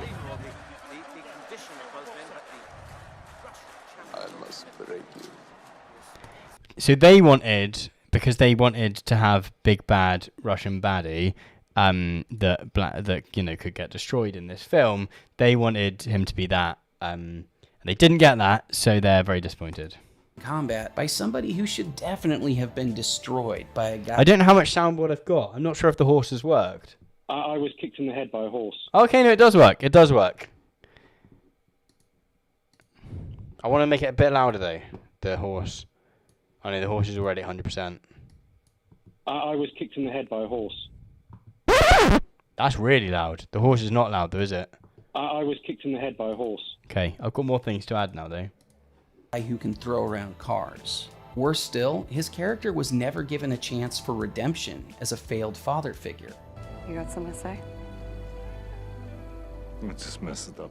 But as much as I've enjoyed Harbour's acting in both Black Widow and Stranger Things, and as much as I'm an advocate of separating my view of the art from my opinion of the artist, for me, his whole statement was pure, unadulterated cringe. Here's why. What's this background? This sort of frame of like the pictures of, just so you know, we're at the cinema. I said, so mostly aesthetically, these look like good. You know, this could be a, what's the guy? Like Patrick H. Willems, right? This could be one of his videos in like aesthetically, sort of other than those curtains at the side. This whole statement was pure, unadulterated cringe. Here's why. Marxist communism is often described as... So it's literally just a sentence about how Starbucks should be worker-owned. Like that is he going to go into it at all, or who knows? As an ideal end state by those who subscribe to the philosophy. Under communism, there's supposed to be no private property, no need for currency, no class division, and no need for a state. It's literally defined as a utopia where everyone will work for the good of their comrades and everyone will receive. That's like, so... where everyone will work for the good of their comrades. Like, this is not communism at all. Like, what this is... Like, this is... what film is this? Hot Fuzz is like, sort of like all the middle class people ganging up to, you know, look... It's very much based in like respectability. In fact, to think back to my most recent video, it's very much about, you know, how do we make sure that our village is seen as respectable. But it's similar. It's basically communism, though, isn't it? And everyone will receive everything that they need because of this. Moreover, thanks to Marx's idea of dialectic material... Just imagine watching Hot Fuzz and going, bloody communists. Materialism, which would take me all day to properly explain, communism is believed to be... That was just a sort of like quick history. Which would take me all day to properly explain, communism is believed to be a historic inevitability. But in order to get in to a this book utopia, written many years ago must that many first people have collapse expanded upon. And be replaced with socialism. So let's define that term as well. Traditionally, socialism refers to the collective ownership over the means of production. By this, Marxists usually mean worker-owned factories and collectivization of land. Oh, it's worker-owned. So I wonder if we're gonna get a like. Actually, what happens is all unions are corrupt, or I wonder what we'll get. Resources, all guided by a centralized decision-making process that gets to dictate which goods and services get made, in which quantities, and to whom they are distributed. This is seen as very similar to, but still distinct from, full-blown communism, because it's not yet the perfect stateless utopia I mean, there's a big gap, and I disagree with in many ways with Ben Burgess, but probably in our broad politics, we're probably the same. We're probably in a similar place. I think some of his stuff on cancel culture is basically nonsense, but you know, I generally, he is a very realist in terms of his. He's basically like he's very realist in his assumption. Like the idea that Ben Burgess, a Jacobin, is basically communism is a stretch. Stateless utopia. But I think they've just Googled. In fact, yeah. Dream about. That's the kind of there's a similar thing with like ContraPoint where he tends to pathologize leftism quite a lot. There's also no agreement on exactly how to do this. Some socialists want decisions to be made democratically. Others want power to reside in the hands of experts. Some people claim that a combination of big data and sophisticated AI will handle all the calculations needed to run the economy. Quoting The Guardian again, David Harbour's calculation combination of want power to reside in the hands of experts. Some people claim that a combination of big data and sophisticated AI will handle all the calculations needed to run the economy. What's Brookings? Is that a...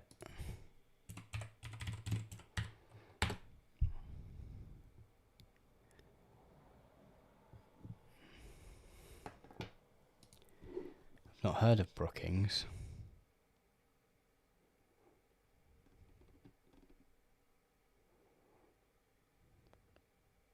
Public policy.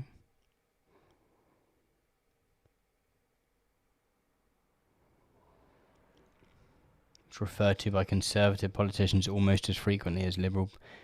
Sounds quite a centrist. I don't understand why this is being used. Alex Engler. I don't understand why this is being used as a...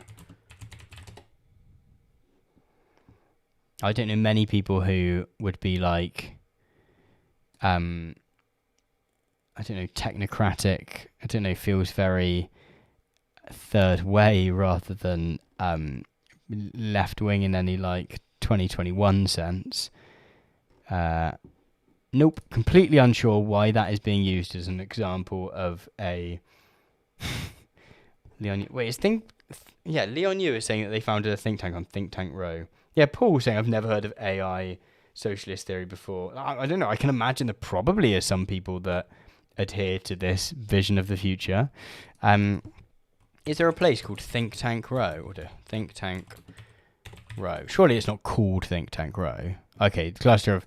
I guess it's a bit like Fleet Street in the UK, where all the, it's when you refer to. I can't think what you call it when you refer to a place as. Okay, no, there's just a street that there's loads of think tanks on. Interesting. But yeah, I don't know why they're being used as a good example. AI will handle all the calculations needed to run the economy. Quoting The Guardian again, David Harbour's version of socialism is much more simplistic. The idea of a kindergarten-type society where we share things, as opposed to this world. Luke saying in the chat that is Think Tank Row near death row like where they keep Geronimo. I'm afraid Geronimo's no longer on death row because he's in another death row upstate. World where we're hunting and killing and the idea of a kindergarten type society, sorry I wasn't paying attention. The idea of a kindergarten type society where we share things is my ideal society, as opposed to this world where we're hunting and killing and destroying for our own personal hoarding and our personal greed. Destroying for our own personal hoarding, our own personal greed. Sounds nice, but when you actually think this through, you'll start to see some major problems. Firstly, the only way you can do any of this is by creating any... Like, yeah, he's rich. Like, I'm not one of these people that likes to like, be like, well, someone can be rich. I don't know, to completely go to bat for people for being rich under, in our present world. But, like, I don't know, it's just a bit of a boring thing to make. Incredibly powerful state that can first wrest control of the land, machinery, money, and raw materials needed to make things, that is, capital, from the individuals who previously created and owned. They didn't create it though, did they? At all. Them, so the people in power can then decide how that capital will be used. Once they do that, they'll have to constantly work to prevent... Okay, so we're just going for like very simplistic, like... But the man that owned the factory, he made all the shoes. He made all the shoes. Of course he did. Individuals from making choices that conflict with the goals of the collective. Even in kindergarten, you can help kids learn to respect each other and value generosity. But if you want to force them to share their toys, the teacher needs to ignore their property rights and assert authority over them that explicitly... Like, that happens. And kids, I don't know, like, has this guy ever seen a kindergarten? That does sometimes happen, that the teachers have to step in. I don't, like... He denies their right to consent. That's not actually a good lesson to teach little kids. Believe it or not, jail, right away. Imagine that, just being in kindergarten, like, well, I would tell you to share with, Billy, I would ask you to share with Jenny, but I'm afraid that would be to infringe upon your property rights, and so instead I must allow you to continue just stealing all the toys. Doing this on a national or international scale is horrific. Handing a small group of people an enormous amount of power is never a good idea. And what we're talking... A minute ago, it didn't even have to be people. It could be a So a minute ago, there was like many different versions of socialism, including one that he just made up. Whereas now there's only one particular version, and it's horrible. Talking about can become incredibly totalitarian very quickly. A fact Harbour acknowledges in the interview. None of this, of course, has ever happened under the kind of right-wing libertarian extreme neoliberalism forwarded by the Foundation for Economic Education. But never bothers to explore. However, I and most of my colleagues have explored it. Oh, is this him? FEE's president was born in Soviet-controlled Lithuania. Our director of outreach's family is from Ukraine. My assistant producer Pavel is from Russia. And another of my favorite coworkers' family came from Cuba. Even this series' former editor Arash had to flee from Iran as a little kid. And our vice president's grandfather was a saddle maker in Soviet-occupied Poland who spent several months in prison for buying a few strips of leather on the black market so he could work and feed his family. This is what state control over people's economic decisions actually looks like. The right-wing and grift. It's disgusting. But as bad as all that is, it's not the only problem. Socialism is also entirely based on a completely faulty conception of reality. Economies aren't machines that can be run. They are living, breathing organisms made up of billions of individual people, all acting to satisfy their own unique wants. Well, that's a prescriptive statement about the economy, not a descriptive one.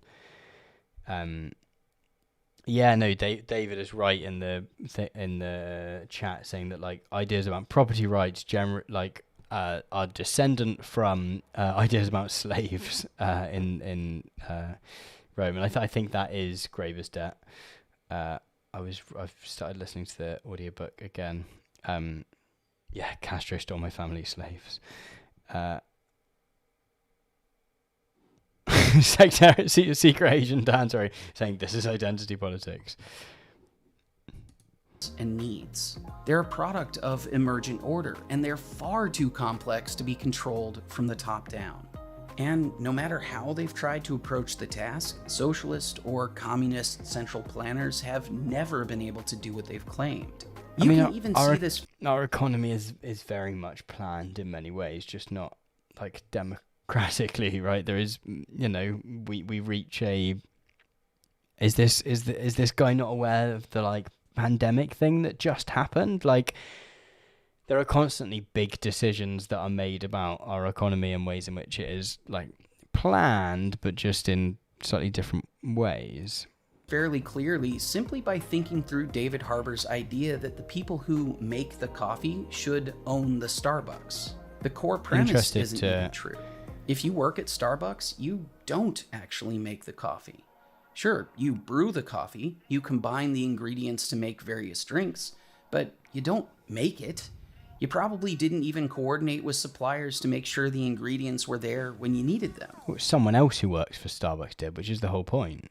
Oh, this is the pencil. So this is the pencil thing, actually. This is the argument from iPencil, is that everything is super complex and therefore we live in a society ... The fact is, an incalculable number of people all over the world are needed in order to produce a single latte. So all of them could own Starbucks, or own the various things along the way. Like, this just isn't a very good,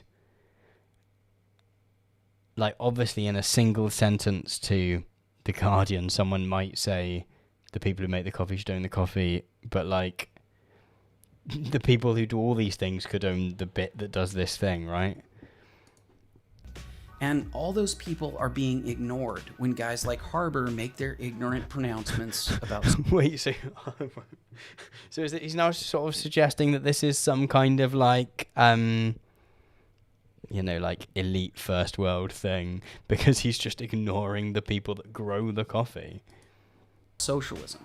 There are the farmers who grow the beans and others who raise the cows which produce the milk. There are the people who make, transport, and sell all the raw material.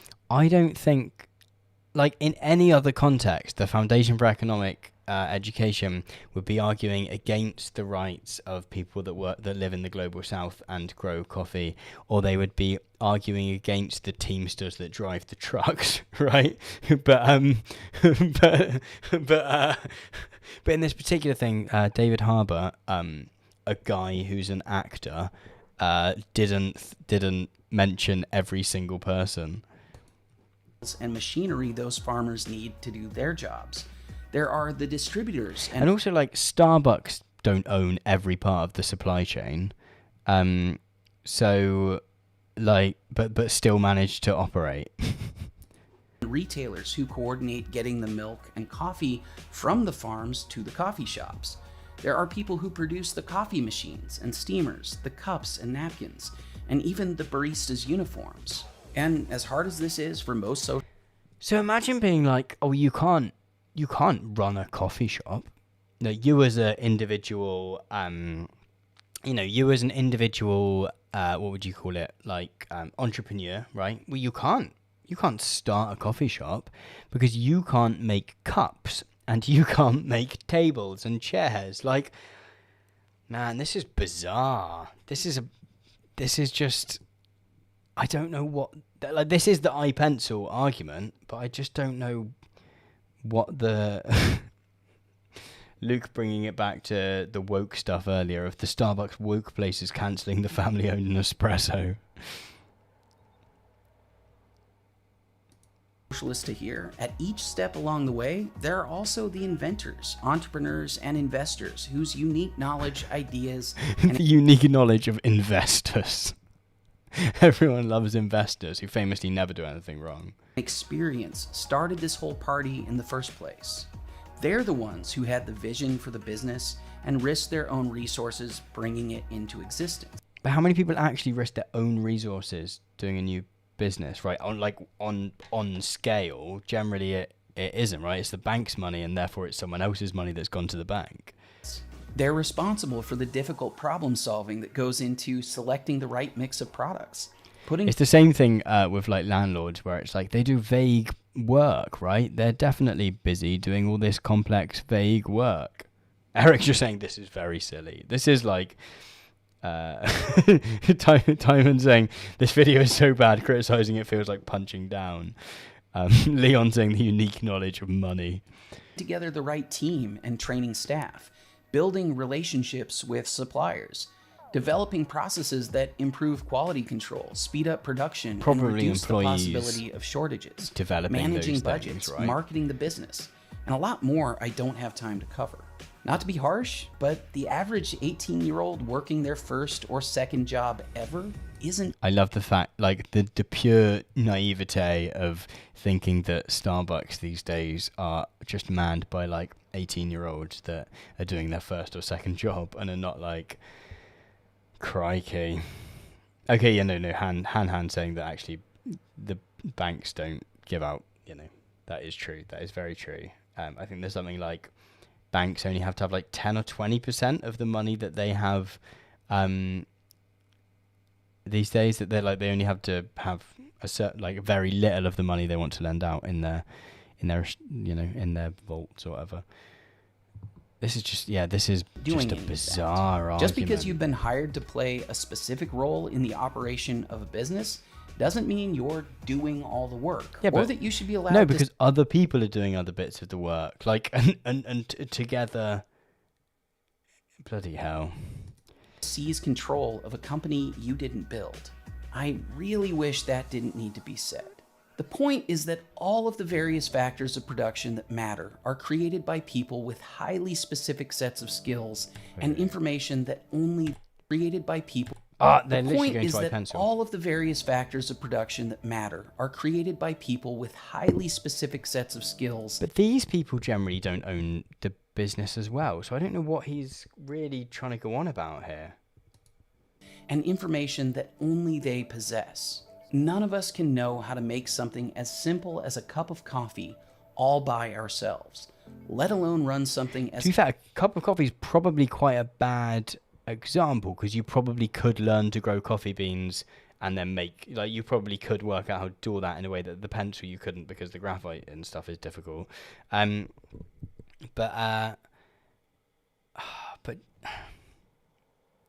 lots of the complexities of our contemporary economy are there. Like, someone was mentioning bullshit, David was mentioning bullshit jobs in the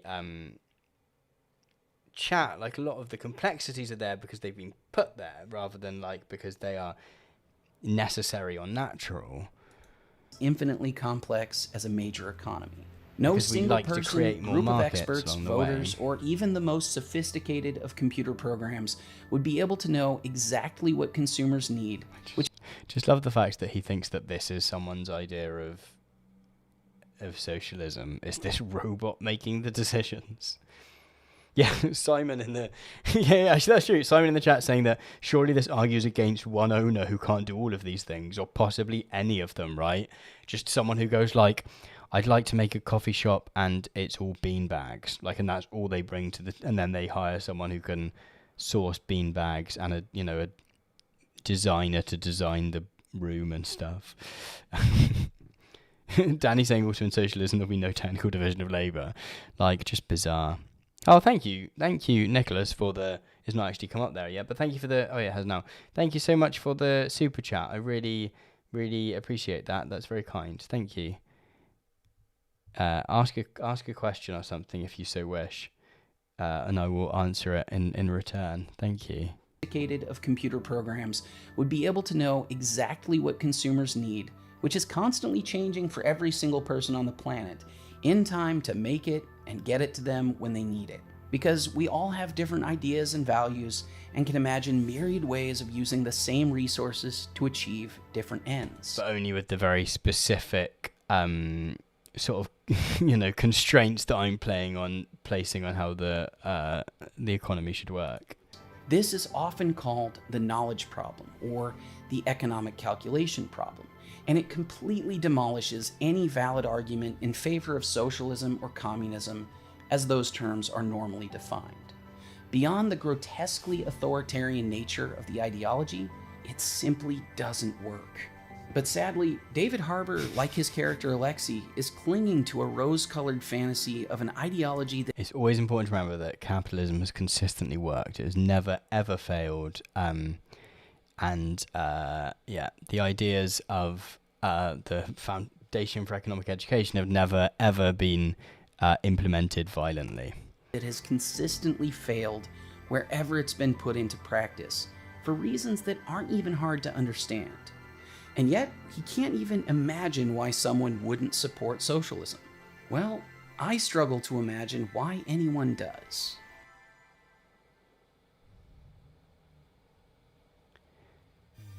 Hey everybody, thanks for watching this episode of Out of Frame. It is interesting though that it really could okay, no, I should do one listen to this. Everything else. So feel free to get into the comments and just have at it. Please go and I'll be there. Give me engagement. But remember at the beginning when I said I have an announcement? I do want to know what his announcement normally is, this is the part of the video where I just tell you to do all the things, but today we're giving away a free iPad and some other awesome prizes as part. Sounds a bit like socialism to me. Free iPads. Part of a campaign to encourage you all to share Out of Frame with your friends. This looks like a very old iPad. Sorry, this iPad looked like this. I swear the newer iPads, don't they go all the way to the edge? This looks like a very, very old iPad. Why is he offering me a free pixelated, very outdated iPad? Check out the link in the description for all the details. There are several ways to enter the raffle, and when you get there, be sure to use the secret word that's on screen right now for an extra chance to win. If this goes well, maybe we'll do more giveaways in the future. Who knows? I'd love to see their Discord. One of you who supports the I might start a Discord at some point. I feel like it's just another thing to what do you call it? Administer though. Community. Okay, we're gonna find one more. I'm gonna get another. Pop's doing another drink in a second. How we thrive coding cannabis. How we thrive. Oh, it's like different businesses and stuff. We're gonna find a short. We're gonna find another one of these short out of frame. Wasn't this a short out of frame? 13 minutes.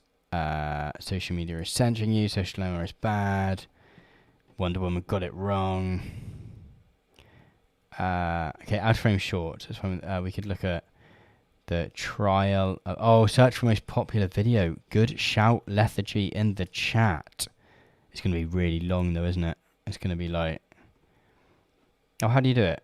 Videos, uploads, sort by... Here we go, sort by most popular. Is Captain Marvel actually a hero? Oh my god, did they get did they get caught up in like Captain Marvel is bad because women? Do we think? And what's wrong with Wakanda? Bet that's a yikes. Cancel culture. Is this face funny or offensive? Iron Man versus Captain America. Who's right? Oh, they love the MCU. They seem to. That seems to have gone well. Shah, you're saying the genocide video. We're not going there. I feel like this channel will not exist if we go there. Why not just print more money? Why Jeff Bezos isn't as rich as you think? It's because it's assets. I bet it's because it's assets. Should we find out that it's because it's assets and not liquid money? Oh, sorry. Here we go, Peloton. Some people have got too much money and keep buying Pelotons. The government really has to get spending under control. How can you be concerned about something like government spending when rich fat cats like Jeff Bezos get to have $159 billion? Just the like annoying person voice that they give him is just so like, I don't know, just annoying. While the rest of us starve. If anything, Oh, we he's need fat the and government he's to saying confiscate their wealth and spread it around. Actually, that might be a little bit short-sighted, Bob. How so? Oh, I can't wait. Well, first of all, to take the example of Jeff Bezos, that $159 billion he has isn't liquid wealth. Not Knew it. Called it. liquid wealth? Called it. You mean Called like it. he can't dive into his safe and swim in it?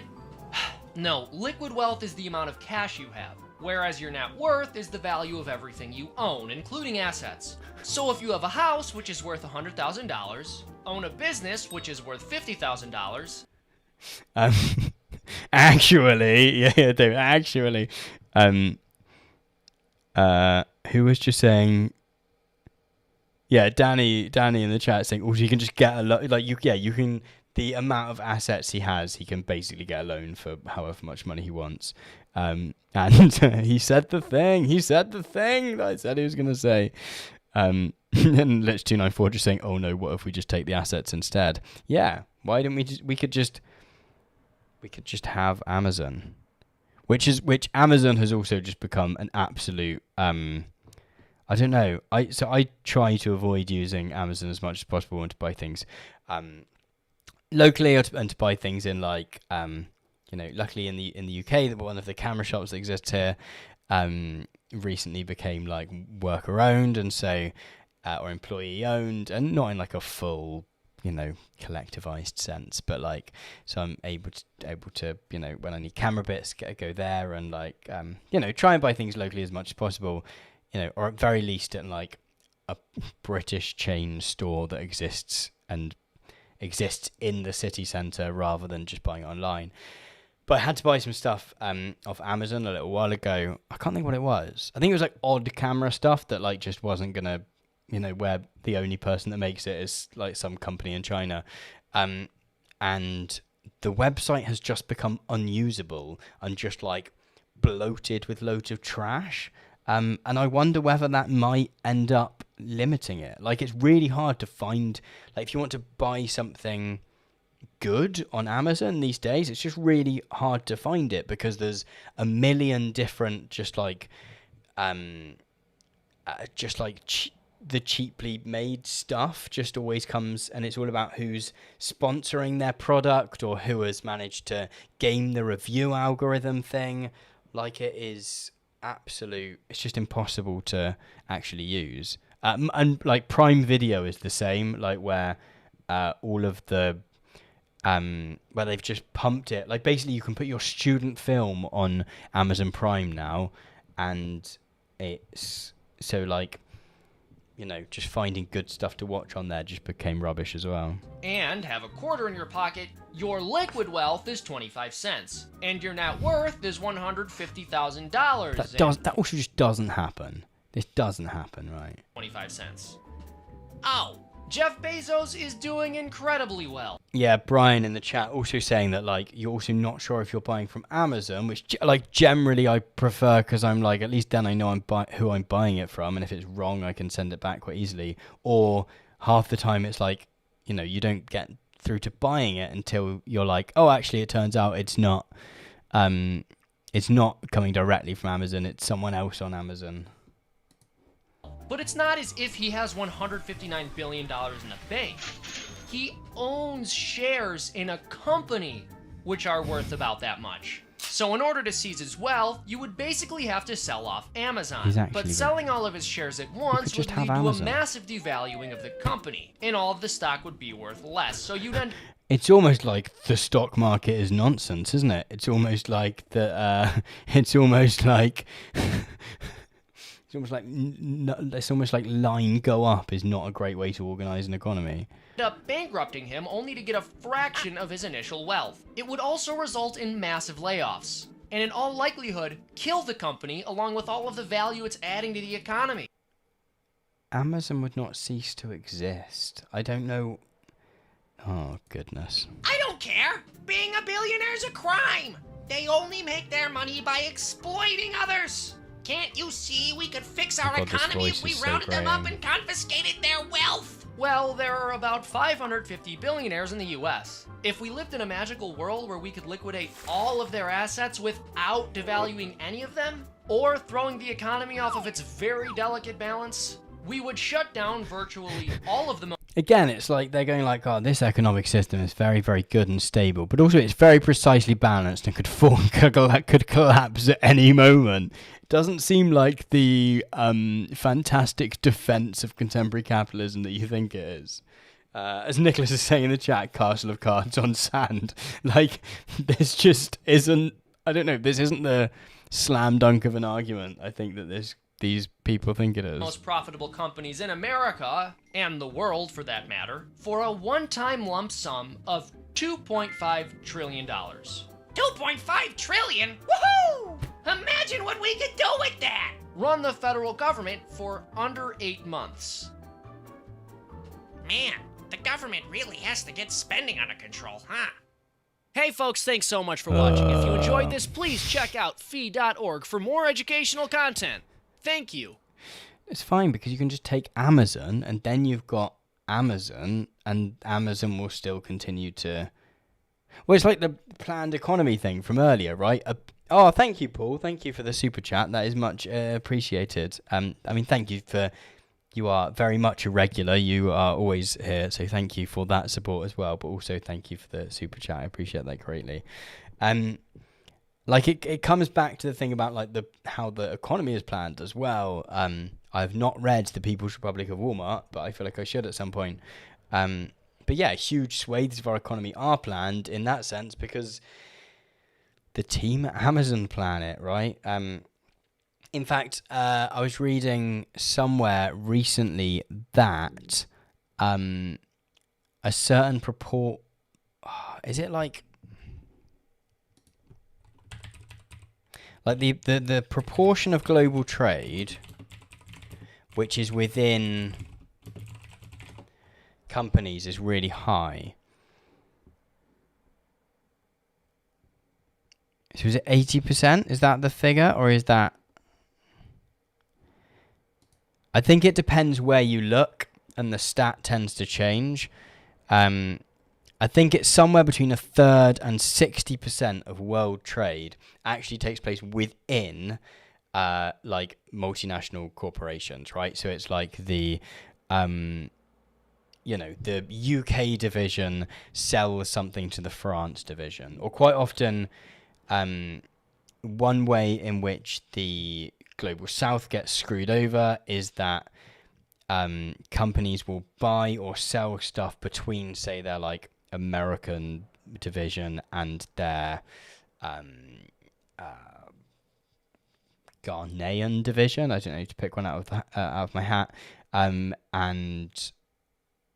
they'll just sort of lie in terms of how the money was moved and what was given, or they'll sell themselves things for either really cheaply or really expensively to like get around different tax stuff. So yeah, our economy very much is planned in some of those ways. Okay, I'm gonna pop to Lou, get a drink, and then I'm gonna come back. We're gonna watch one more video before I close out the stream, and go and watch some more of this terrible BBC drama about a murder on a submarine. But I'll be back in a moment. Please stick around, and I will see you shortly.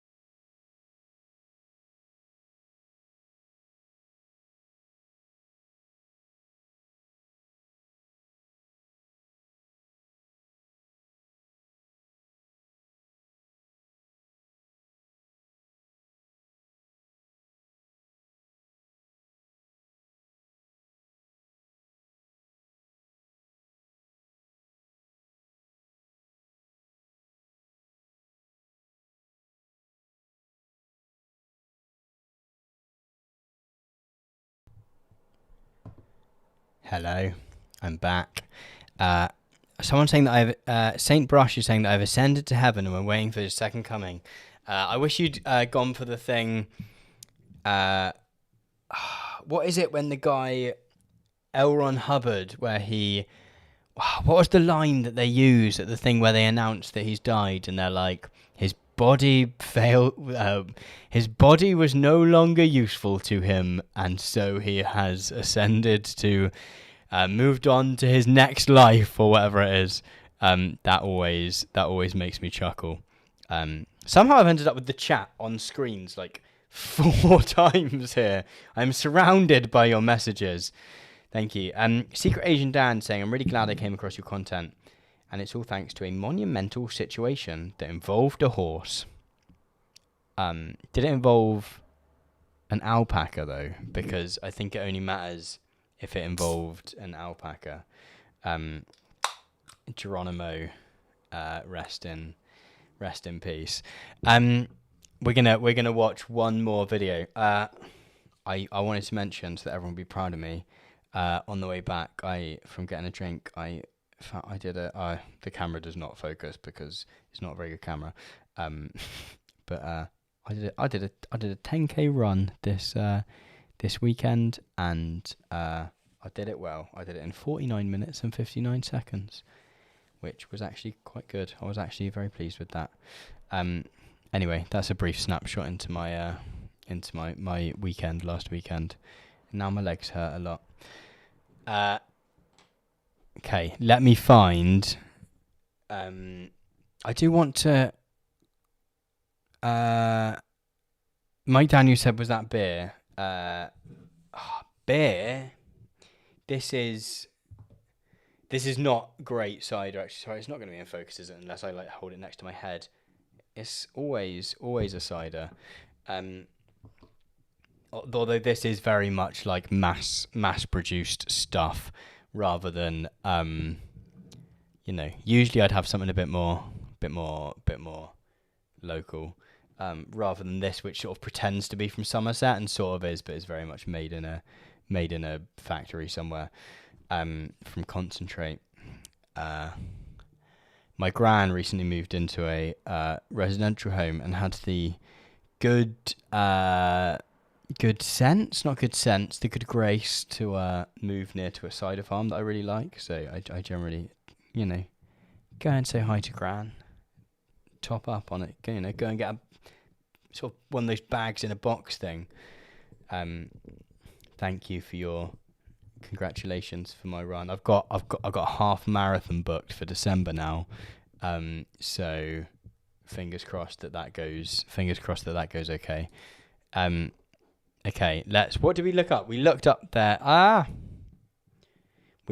most watched videos, didn't we? And some of the there was a Captain Marvel one, wasn't there? Let's refresh it. It's not working properly. Videos. Sort by most popular. Ketch saying, never been able to run even when I was in reasonably good shape from doing sport. I mean, 6 months ago, I totally couldn't. I just sort of like, after the third lockdown, was a bit like, oh, okay, I need to get moving a little bit more. But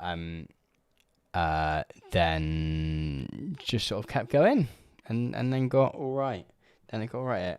Oh, thank you for the another super chat, Nicholas. It's very, very kind. You still look sweaty from the run with that t-shirt. Is it a bit? I think it's the way the shadow falls from the lights. I like to get stuff set up properly in here for these streams. Like to put the effort in. Luke saying, will this impact my boxing career? It might do, because really it's for boxing. I mean, they run a lot, but you sort of want the muscle so you can really punch, don't you? Maybe I do need to challenge who should, maybe that's the question. Who, if I was to challenge anyone to a boxing match, who should it be? Okay, what are we going to watch? Obviously Thanos is evil, he's also wrong, or I've not seen Captain Marvel. I have seen some of the one of the Marvels involving Thanos. Okay, we'll watch Captain Marvel. I feel like they quite possibly got caught up in the like Captain Marvel is bad because women, and let's find out.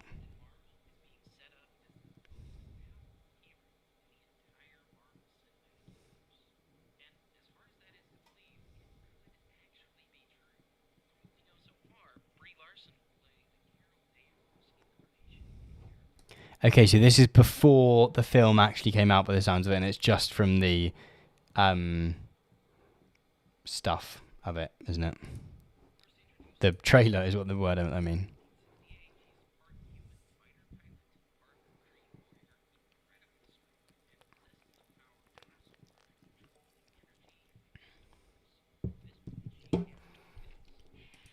Sorry.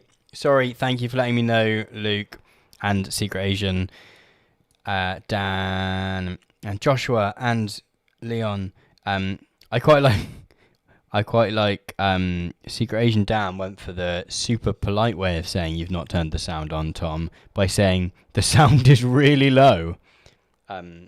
So low it's through the floor. Yeah, Catcher's just like, yeah, we can't hear this at all. Okay, sorry, we'll start this from the beginning. This clearly came out, though, before the film itself came out and just when the trailer was out. Captain Marvel is being... Good job. Yeah, J. Paul's like, good thing they implanted the subtitles. ...set up as the most powerful hero in the entire Marvel Cinematic Universe. And as hard as that is to believe, it could actually be true. From what we know so far, Brie Larson will play the Carol Danvers incarnation of the character. First, I'm just thinking about how wild it must be to have this job of your whole thing being like your whole. When people ask you like, "Oh, what do you do for a living?" You have to be like, "Oh, I have to watch all the Marvel films and try and turn them into reasons that Milton Friedman was right about the economy." Like what? Like just what a bizarre life. Introduced in 1968, she's part human fighter pilot, part Kree warrior, incredibly strong, and possesses the power to absorb and control the energy from stars. This means she can do this. Oh my goodness, yeah, now I've not got it on the screen. Sweet Jesus Christ, what am I doing here? Someone should depose me from this. I don't think I'm built to run the stream. Could someone else run the stream? Like, someone else should have to do the streams instead. I'm not going to go back to the beginning. You've just missed lots of pictures of Captain Marvel and him talking about how she's super... Catcher's just saying it's been too long.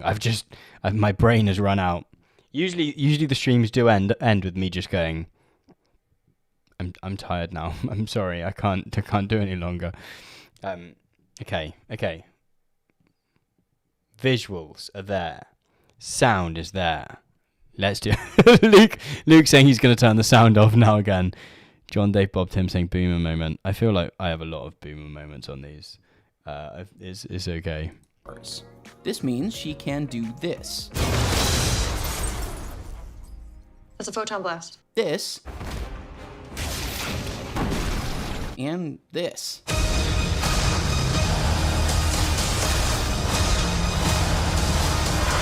So, she is super powerful, but at least in the comics, she's not that great a person.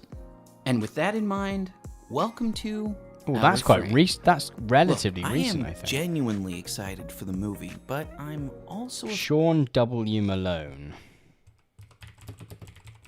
seems to be in charge of making these videos.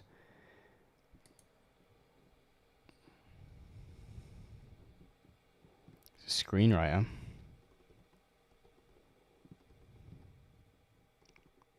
So he seems to have started... He's like a video guy that then...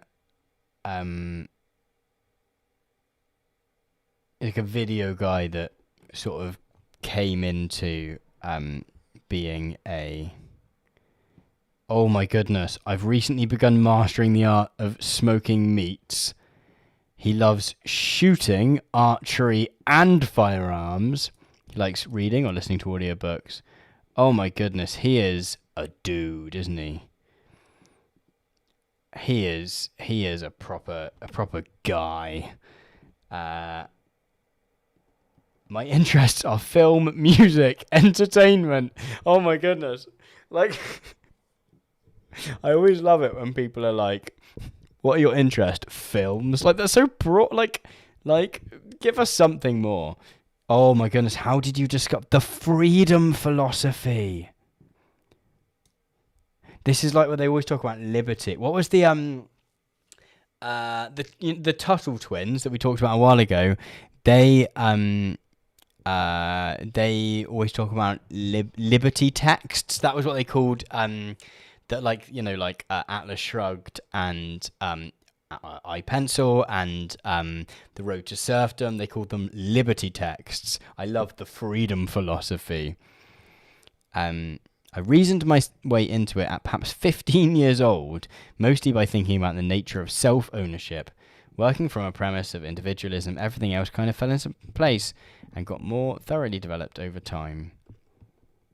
Oh, interesting. Who is his favourite writers? Just like everyone. This is just everyone. I love Hayek and Jim Henson. What a weird mix. Eric saying this is Christian dating profile. I don't want to know what the Zuckerberg thing is. I don't want to know. He did say film and not movies. But he didn't quite say cinema though, and that is the like Reading ahead, a man saying both Frederick Douglass and Ayn Rand.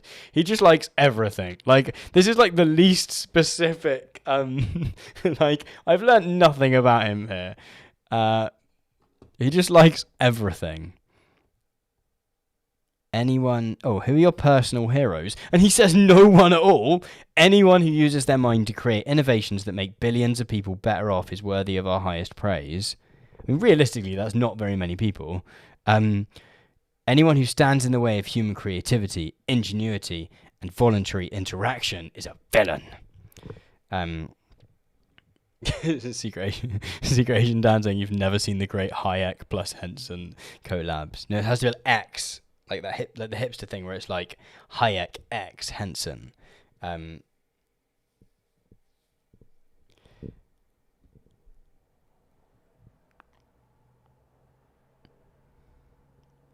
Sam E asking, as a side note, what are my thoughts on people like Cosmic Skeptic and Rationality Rules? I stumbled across, we talked about very briefly about Cosmic Skeptic last week, and how I was like, maybe I don't like to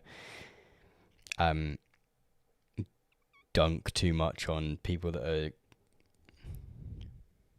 still in their formative years, but I think I don't know, he's just trying to do new atheism, but in 2021, and there's still like a remnant of the people that sort of find that interesting. It's very like I don't know, sort of, and like a very sort of like extreme anti-religion in a way that I sometimes find a bit uncomfortable, and it's not my thing. It's not like any of it. It's very debate bro-y. Anyway, let's watch more of this. Look, I am genuinely excited for the movie, but I'm also a fan of the comics, and she's done some things that are not great. Okay, I think I've read these comics. There's way too much history to cover everything, but I'd like to focus on two. I think I actually know what he's going to talk about, and I think I'm actually I think I'm actually up to date on this. Two specific storylines. Might be wrong. Civil War, on which the Captain America movie was loosely based, and Civil War II, which hasn't yet made its way loosely based storylines. Civil War, on which the Captain America movie was loosely They're quite separate. And Civil War II, which... Like, there's sort of similar tones in the fact that they all sort of disagree with each other, but Civil War II is mostly called the same thing as like a bit of a, you know, cash grab, I would say, rather than them being directly, you know, it's not a sequel because so much happens in the middle. Hasn't yet made its way onto the big screen. In Civil War, the first one, the plot follows a similar line to what we saw in the movie. After an alien attack, a Hulk rampage, and a botched rescue attempt, resulting in a number of innocent lives lost, the government passes the Superhuman Registration Act. The bill requires all superpowered individuals to reveal their secret identities and become registered employees. Interestingly, these are like my favorite Marvel stories. I'm probably one of the only people that's like, I wish this, you know, if a Marvel film is too action packed, I'm like, I wish this had more political, wish there was more bureaucracy in this. Same with Star Wars. I like the prequels. I like the politicking. Of the federal government. We covered why this is a very bad idea at length in our episode on. Captain I bet they're going to talk about the way in which that they're like. I bet that video is about how it's bad to have. I mean, public employees are a bad thing generally, aren't they? Do they want to defund the police? Is that their thing? No, they want to have private paramilitary forces, don't they? But in the comic version, Captain Marvel sides with Iron Man against Captain America and plays a pivotal role as not only a supporter of registration, but also as one of the law's primary enforcers. It's ultimately Captain America who puts an end to the fighting by surrendering with the explicit hope that no one else gets hurt. But in the end, a ton of characters died, cities were destroyed, Tony Stark became director of S.H.I.E.L.D., further expanding his own power, and Captain America is apparently assassinated. getting the vibe that when he said he was a bit, and I'm not suggesting I'm more of a fan of the comics than he is, but because I'm not, but I'm getting the vibe that when he said he was a fan of the comics as well, he means he's read the trade paperback of Civil War 1 and 2. Don't worry, nobody stays dead in the comics. But we're talking about Carol Danvers.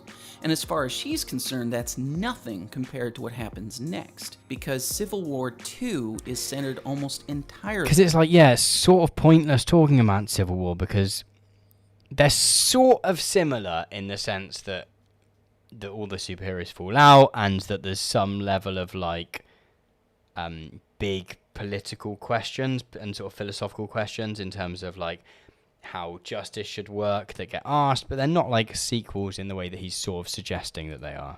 Around Captain Marvel. Following the events of... I mean, there's like decades between them in terms of when they were published. The first series, Danvers is now commander of Alpha Flight, which has the mission of protecting Earth from alien threats.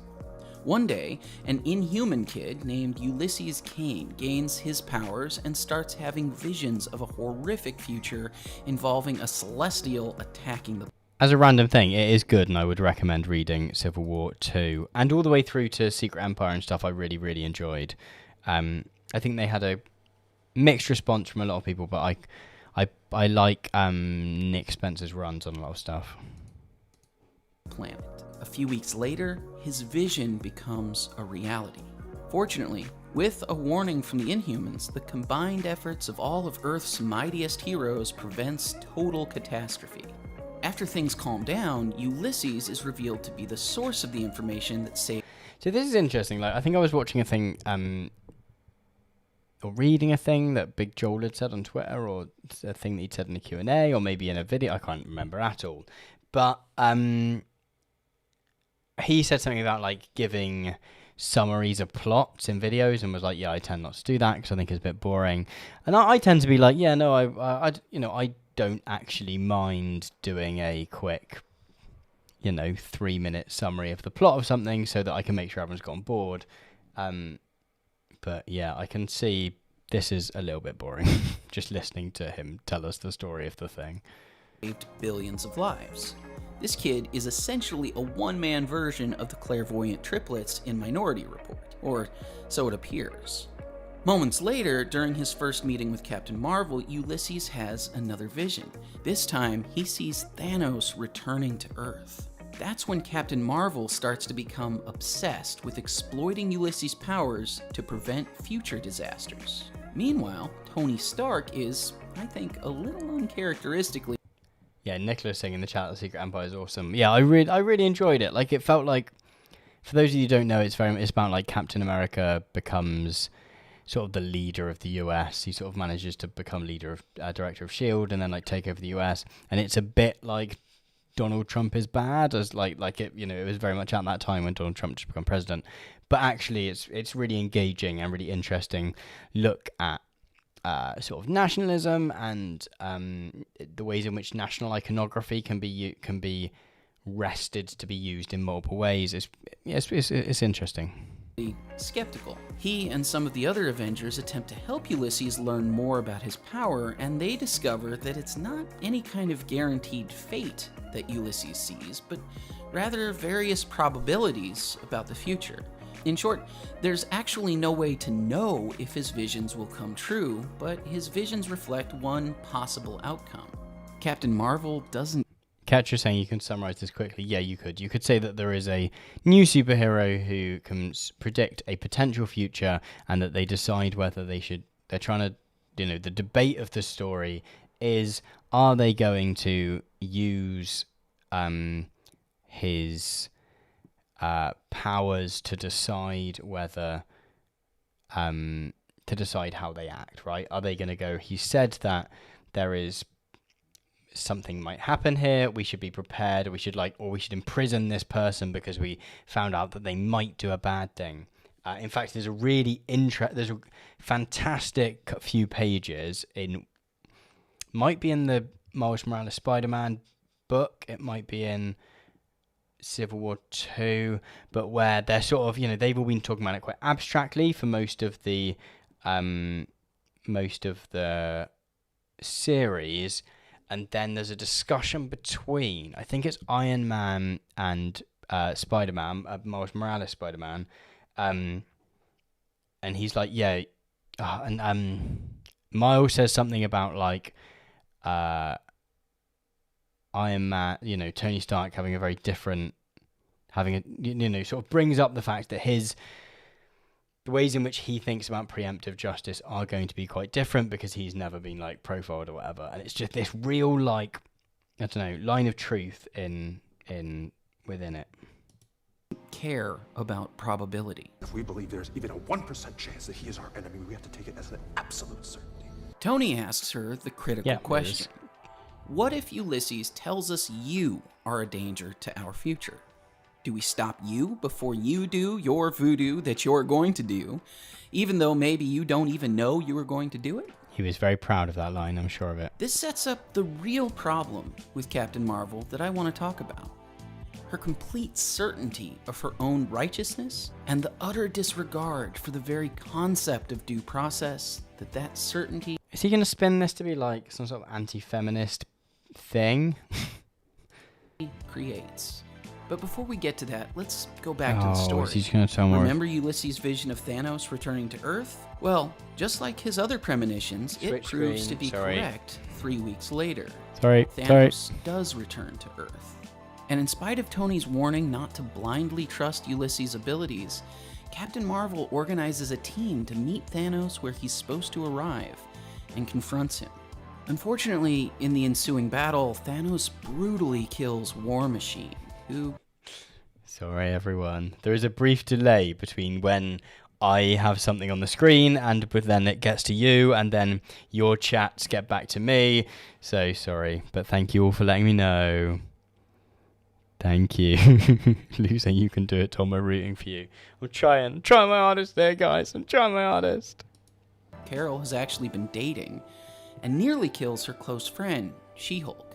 Tony believes that her decision... God, it is so difficult to summarize. Like, I sort of feel for the guy. It's difficult to summarize comic book plots because there is generally about like 2 years worth of stuff that is important usually.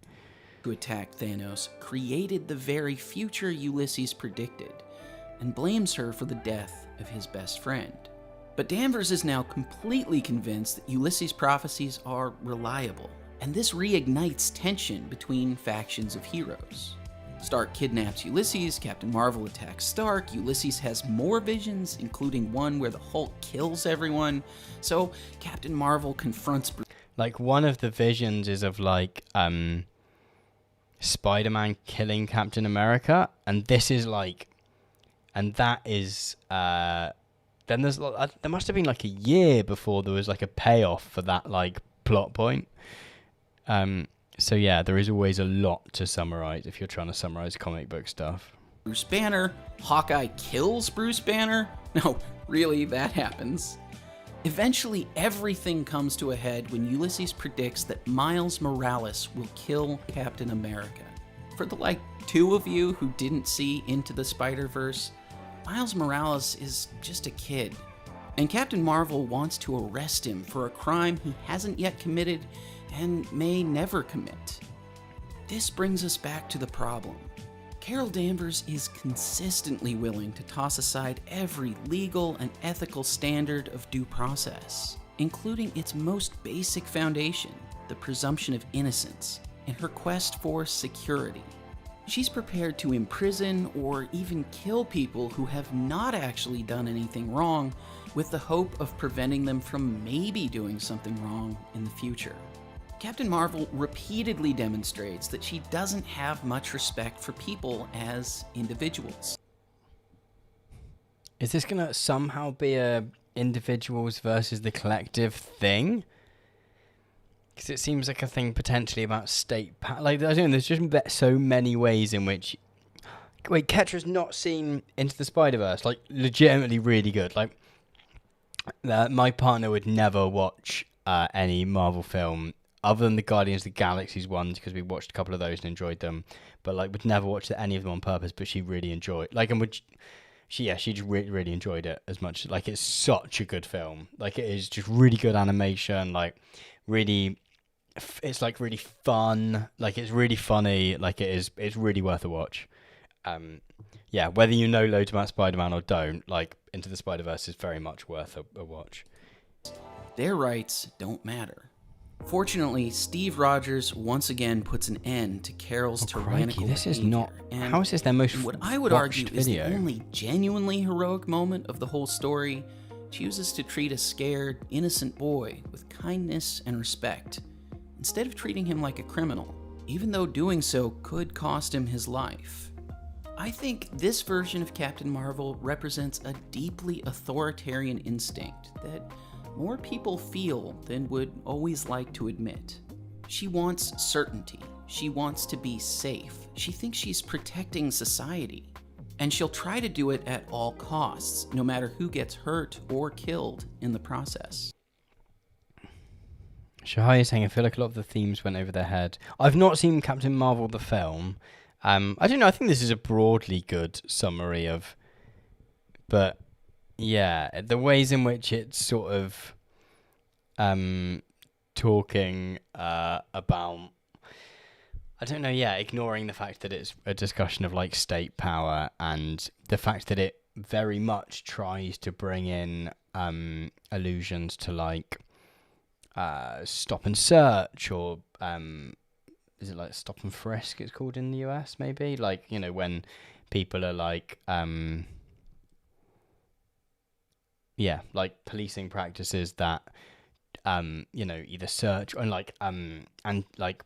war on terror stuff, right, where people get locked up because they potentially might, you know, with often there's less red tape, right? So there's less you know, if you're I think in the UK, if you're arrested on terrorism charges, they don't have to charge you for much longer or something. Leon's saying it's very mediocre movie. Yeah. She's trying desperately to assert a sense of control over everyone. But it doesn't work. The more she gives in to this impulse, the worse everything gets. What Captain Marvel fails to understand is that the reason due process is so crucial to a free society is precisely because we don't know everything. Like, this is a boring video. As much as we'd like to believe we can, Sorry, everyone. No one can account for every possible future. We have no way to know what's in the hearts and minds of other people or what they will do. This feels like a video where he's just sort of telling us the plot and just telling us what the themes are. It's not even a particularly good critical engagement. And even our very attempts to stop them from doing something we think they'll do can affect their choices because everyone responds to changing conditions and incentives.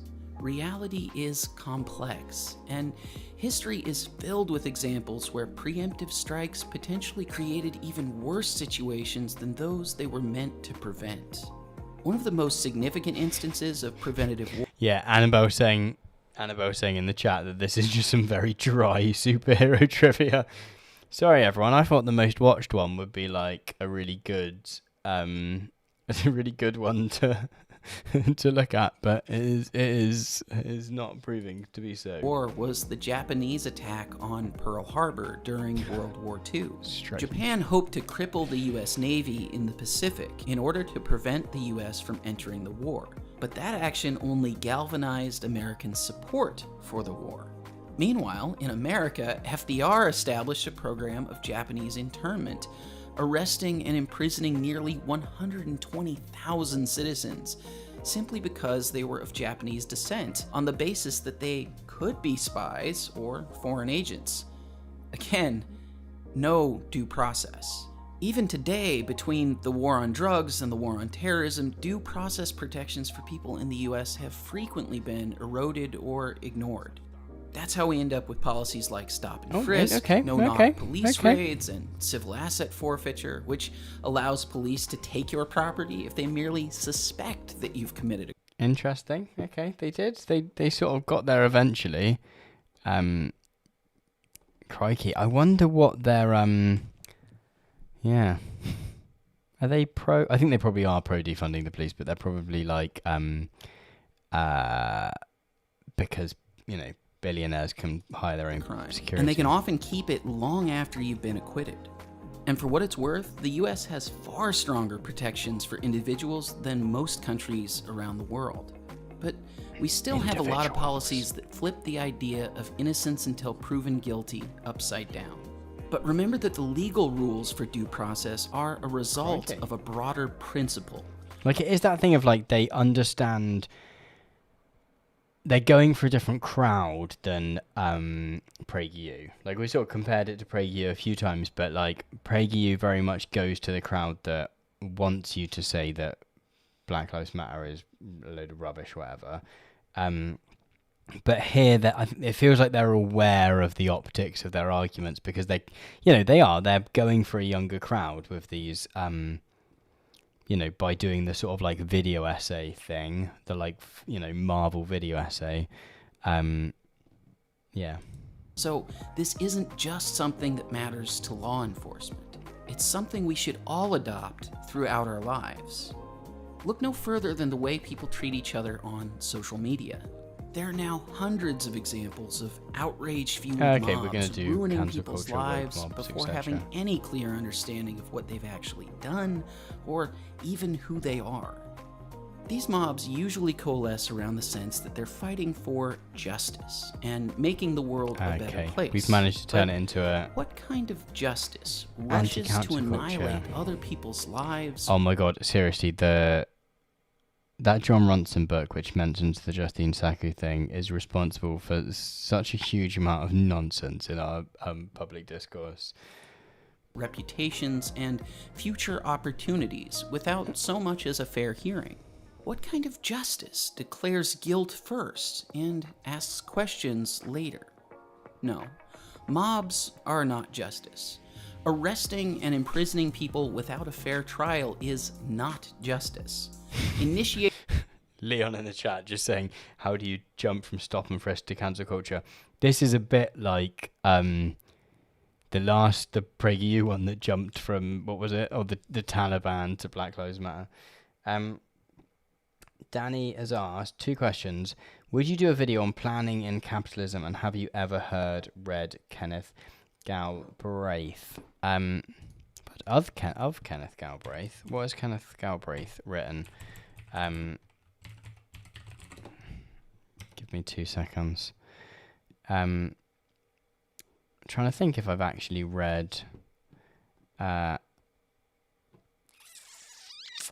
American Capitalism, the Affluent Society, the New Industrial State.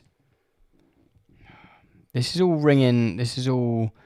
ringing bells, but I've not read any of it, I'm afraid. I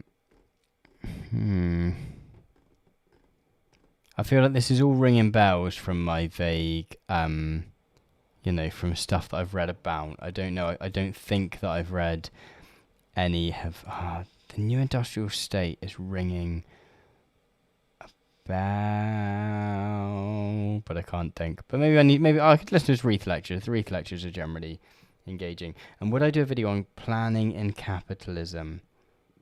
Potentially at some point. I think I'd try and find a way. I never say never with ideas for videos. I think I'd try and find some sort of hook.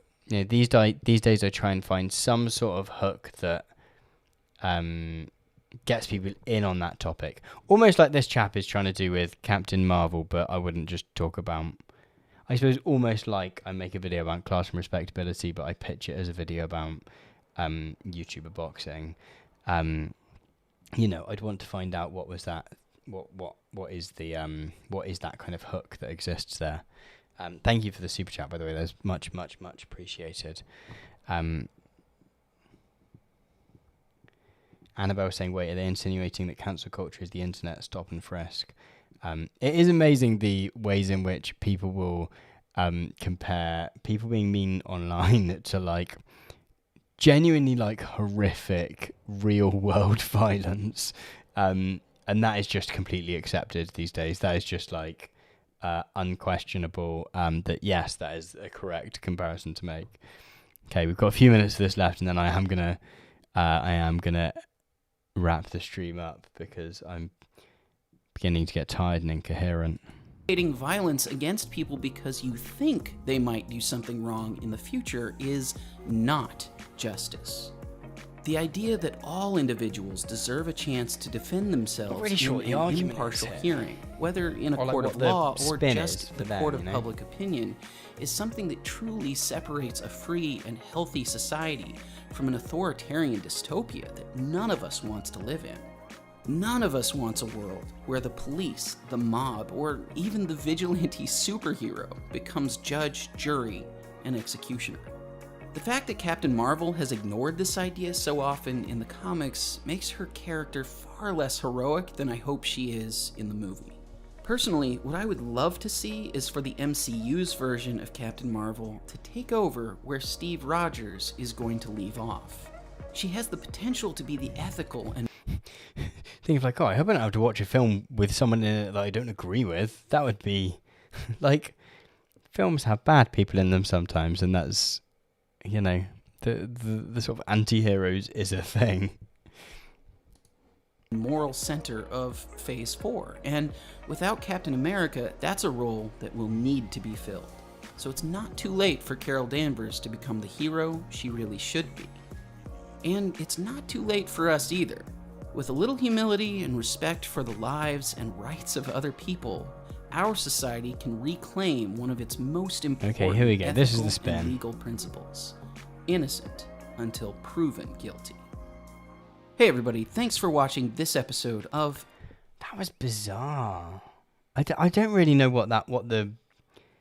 Shahai is saying, can you give me their thesis statement for this video? I really don't... I don't feel like I can summarize that one. Like... I'm not entirely sure what the spin is meant to be there. Annabelle saying 10 minutes of dry superhero guff and 5 minutes of a confusing rushed argument. Yeah, quite. I mean, Ketcher saying props for clickbait reasons.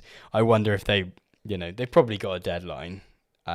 This isn't like a YouTuber, right? This is someone that is employed by the Foundation for Economic Education and probably is meant to get a video out every... I mean, how often do they get videos out? Don't play me that again. Like, they probably have to... they probably want to try and get one out every couple of weeks by the looks of it. Or every few weeks. So... Ketcher's like, it's really half-assed. Yeah, it was.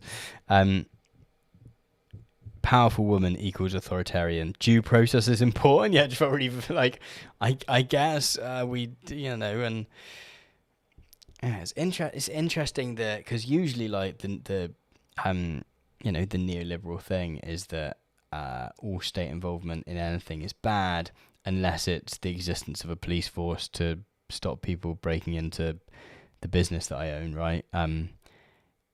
Or a government's army to invade another country to allow me to set up, to allow my oil exploitation company to have the oil from the place. But yeah, I didn't quite get what, so it was interesting to see them go to that place, but I'm glad they got in some stuff about people being mean online as well, because it would have been a disaster if they didn't. But anyway, thank you so much for watching the stream. I appreciate it greatly. I'm going to wrap up now because, as I said, I'm getting tired and incoherent. I did a lot of writing on my next video today, so that took up a lot of my brain power. But thank you for joining me. I'm going to be back now on a regular thing. I'm going to be around every Wednesday from 7 UK time. At some point the clocks will change in the UK, so that'll be a sort of different time. So whatever time that is, you're in whatever place that you are in. But generally I try and set up the stream a few hours before so that you can sort of see when it's going to be, and I try and give it a name. But do feel free to send me ideas for streams for stream topics or videos to watch and stuff on Twitter and such. Thank you, everyone saying nice things in the chat. Great live stream, says Shahaya. High level ideas, says Danny. Have a good night, says J Paul. But yeah, I will. I very much enjoyed it as ever, and yeah, I'll be back next week, and I will keep powering on with the next proper video. But yeah, if you've not watched the boxing video yet, watch that, share it with friends, etc., etc. Thank you so much, and have a good evening, all.